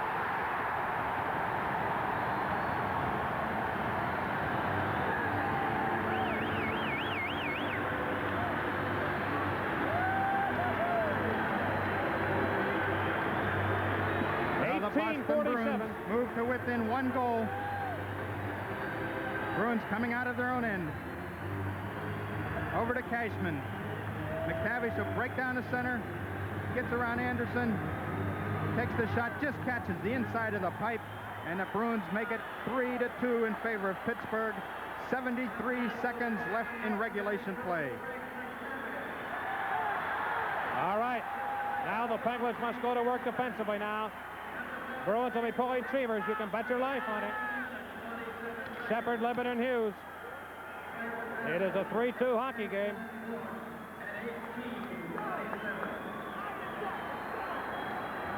Shepard got it back to Bob Stewart. Over to Carlisle. Bouncing away to center. Bourque fires it up to McNabb. McNabb, left wing corner. Cheevers does not come off. Shepard around the boards. Over to Libet. Can he get it out? Libet can't. Stewart over. They jam it up, and the face-off will be in Penguin territory. Will Cheevers come off? Timeout's going to be called by Coach Harry Sinden. 58 seconds to go. Well, it's all on the line right now, Terry. It's a 3-2 game. The Penguins, with 2 by Mark Johnson, 1 by Gary McAdam, led 3-0. But O'Reilly came back at 13:44. McTavish at 18:47. And now we have less than a minute left in the game. And the Bruins will contemplate bringing Jerry Cheevers off the ice. Well, they have the face-off just outside of the Pittsburgh face-off circle. And Harry Sinden brings the troops over. He'll have 30 seconds to plot the strategy. He'll probably keep Cheevers part way and say as soon as Boston should get control, then come to the bench. Another look at the goal by McTavish. He gives the pass. He brings it in. He'll give it to the left to Cashman. Now he'll break behind Anderson. Cashman with a good centering pass. McTavish just gets enough of it. It hits the post. Goal on the inside. I knew it was close, but that's really cutting it short. And the Bruins get their second of the game. 3-2, 58 seconds left in regulation. Millen right there for the Penguins. You can see the grimace on his face. He knows he's got to bear down now. And the Penguins will be looking to the Boston end. They're not going to pull Cheevers. They're going to leave him about halfway between the bench and the net. It's to the top of the right wing face-off circle. Penguins in. Cashman, O'Reilly, McNabb up front. Park and Bork. Here we go. 3-2. Shepard trying to bear down against McNabb. Ferguson and Levitt, the other two wingers. Drop of the puck. Comes back to Park. Over to Bork. Cheevers off. Shot. Save Millen. Off his glove. Stackhouse and he's rammed to the board. Carlisle trying to get it up ice. The goaltender's pulled. Loose puck. Park a shot. Save. Off a skate. Cashman left wing corner. Cashman to the left point to Bork. Park has a broken stick. A shot. Blocked. Here's Levitt now. Empty net. 3-2. Up to Shepard. He'll have a chance. His shot. He shoots and scores. That's going to do it. Shepard scores an empty netter and the Penguins lead 4-2. They didn't lose their composure. They held on in there. Millen made a big save on Bork right off the face-off, and Boston pulled the goaltender. Now Levitt breaks with it, gives it to Shepard, makes sure he gets to the red line so he doesn't take an icing call. Now he fires it in, and it finds the back of the net, and the Pens lead 4-2 with 36 seconds to go. Is that a gorgeous sight? Tickle the twine. Greg Shepard. 4-2 Pittsburgh. 36 seconds to go. Empty netter. And so Shepard comes through in the clutch for the Penguins. Set up nicely by Levitt. You know, I don't know if Millen stopped that shot by Bork. I think it might have hit a skate in front, Terry. I'm not really sure. But he's been so tough all night. You've got to give him credit. He was standing his ground. Back it comes. Cheevers is in the net. So the Penguins apparently are going to win game number 1 of this best-of-5 playoff series. Shepard plays it into the Bruins zone. Stopped by Cheevers. Right side to Bobby Lalonde.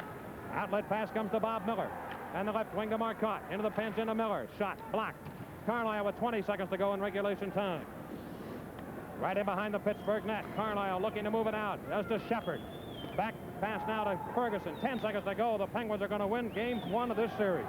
Milbury with the puck. Left wing to Marcotte. 3 straight games the Penguins have won here over the Bruins. 2 seconds, 1 second, and that's it. It's all over. Pittsburgh Penguins have won game 1 of this best-of-5 series, defeating the Boston Bruins. Final score tonight, Pittsburgh 4 and Boston 2, and this is the Penguins Hockey Network.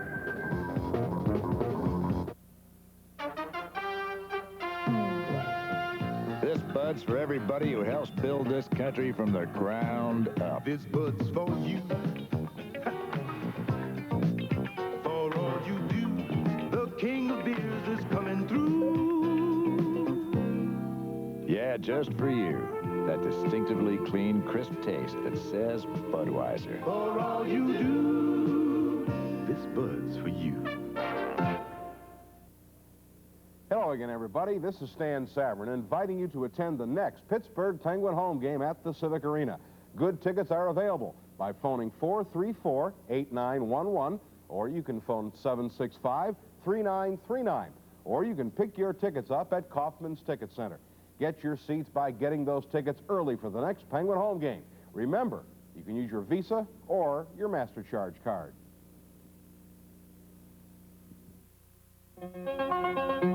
This is a TV 53 News Watch update with Mavis Logan.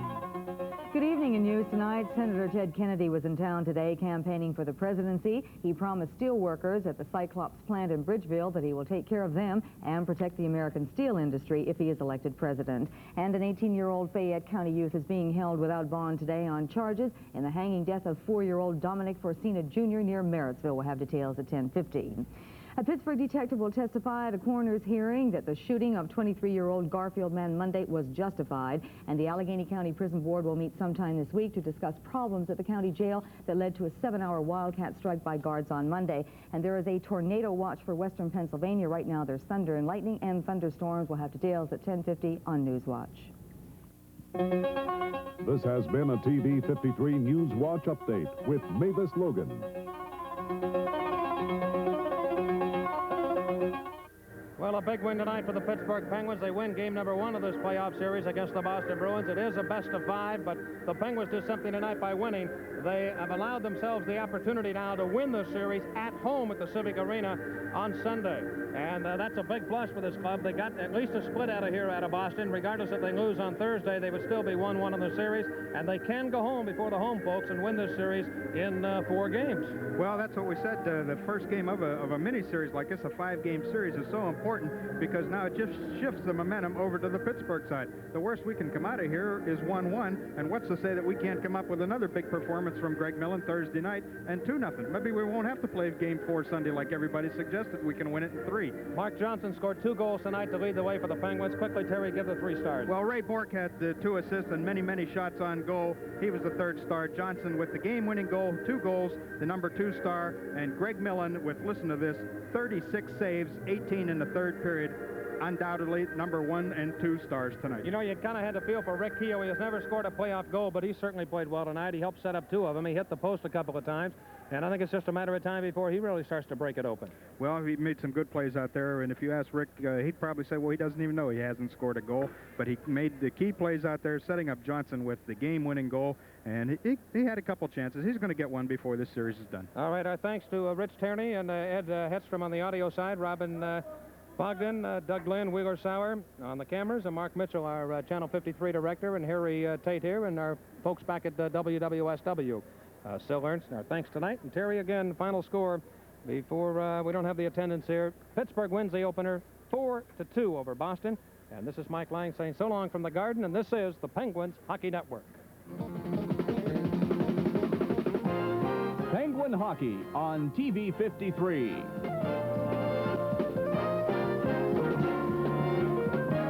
Tonight's game was brought to you by Dollar Savings Bank, the pay-by-phone bank. Winkies, 37 locations with more of what you're hungry for. Pepsi-Cola, who wants you to have a Pepsi Day. Anheuser-Busch, makers of Budweiser beer. For all you do, this Bud's for you. Don't miss the next televised playoff game when the Penguins travel to Boston to meet the Bruins Thursday night, April 10th at 7:30 p.m. on TV 53.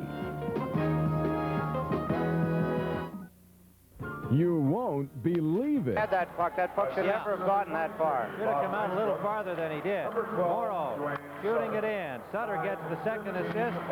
Sutter and Nystrom at 15:05. 1-0 Islanders. Carlson for the Kings. Carlson rolls it toward the goal. Smith clears it to the corner. 40 lane. Checked by Jensen.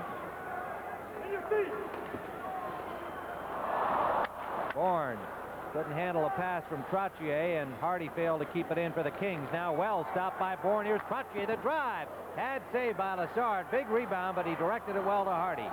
Hardy over center ice shoots it in.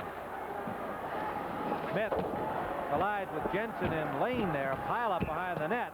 And now Trottier. And I'm not sure who that is. That's Jensen, I think. I think there's somebody the other side of him, too. I think Jensen was kind of the second guy in. Well, in any event, it doesn't look like anything serious is going to get started, but I don't think so. A little pushing and shoving behind the Islander goal, and the linesman there to separate them. And the score with 3:59 remaining. First period, Islanders 1, Los Angeles nothing.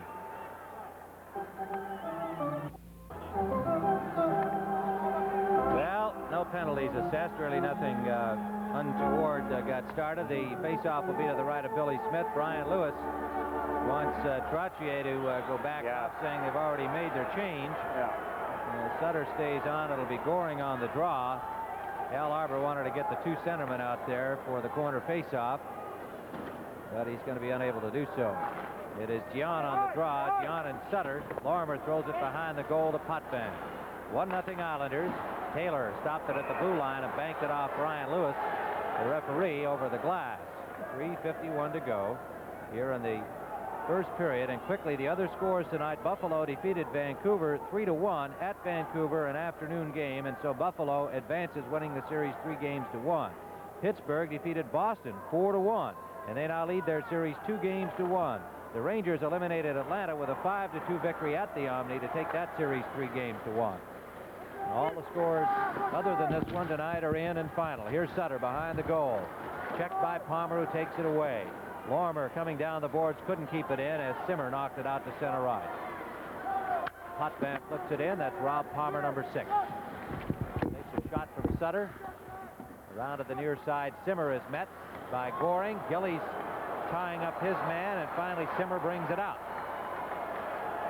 Simmer to Taylor. Taylor is checked, got the pass back to Simmer. Lormer plays him well. Dion has the puck. Dion to the blue line, missed everybody. Palmer back in his own zone as the Islanders change on the fly. They have Merrick, McHenry, and Tonelli on. Puck shot in deep. Lormer can't get it past Taylor. Lormer tries again. Tonelli. Tonelli's pass deflected. Simmer to Taylor to Dion. Shot blocked in front by Bob Lorimer. That Marcel Dion, always dangerous, in front of that goal. In the King zone, Merrick is tied up. McHenry follows on. He's checked by Billy Harris. Bursting out is Goldup. Potvin caught up the ice here. Saint-Laurent. Persson back. Pass to Goldup, and Potvin did a great job coming back to catch up with Goldup. Now he pulls him down into the corner heavily, and Goldup is evidently hurt. And Billy Harris is signaling for the trainer. Yeah, I don't know whether Ryan Lewis saw that pull, but yes, he did. He's going to get a penalty for it, no question about it. Potvin knew he had been caught up the ice, and he really hustled back. He did a good job getting back there, but I guess just in his realization that he had been caught up the ice, he fouled Goldup, no question about it, but he's up and all right. Now Dennis Potvin hurries back. He's racing with Goldup. They're going into the corner. And watch Dennis reach out. He reaches out and grabs a hold of him and just wrestles him into the ice and into the boards. He pulls him backwards off balance. You've almost got the guy dead at your mercy in that situation, and he took advantage of it, ripped him to the ice. He gets a 2-minute penalty for holding with 2:26 to go here in the first period. The Islanders lead the Kings 1-0. Just about a second prior to that, Potvin had arrived at Goldup just as the pass came from Saint-Laurent directly in front of Billy Smith and broke up the play, and then the race for the loose puck, which led to the penalty.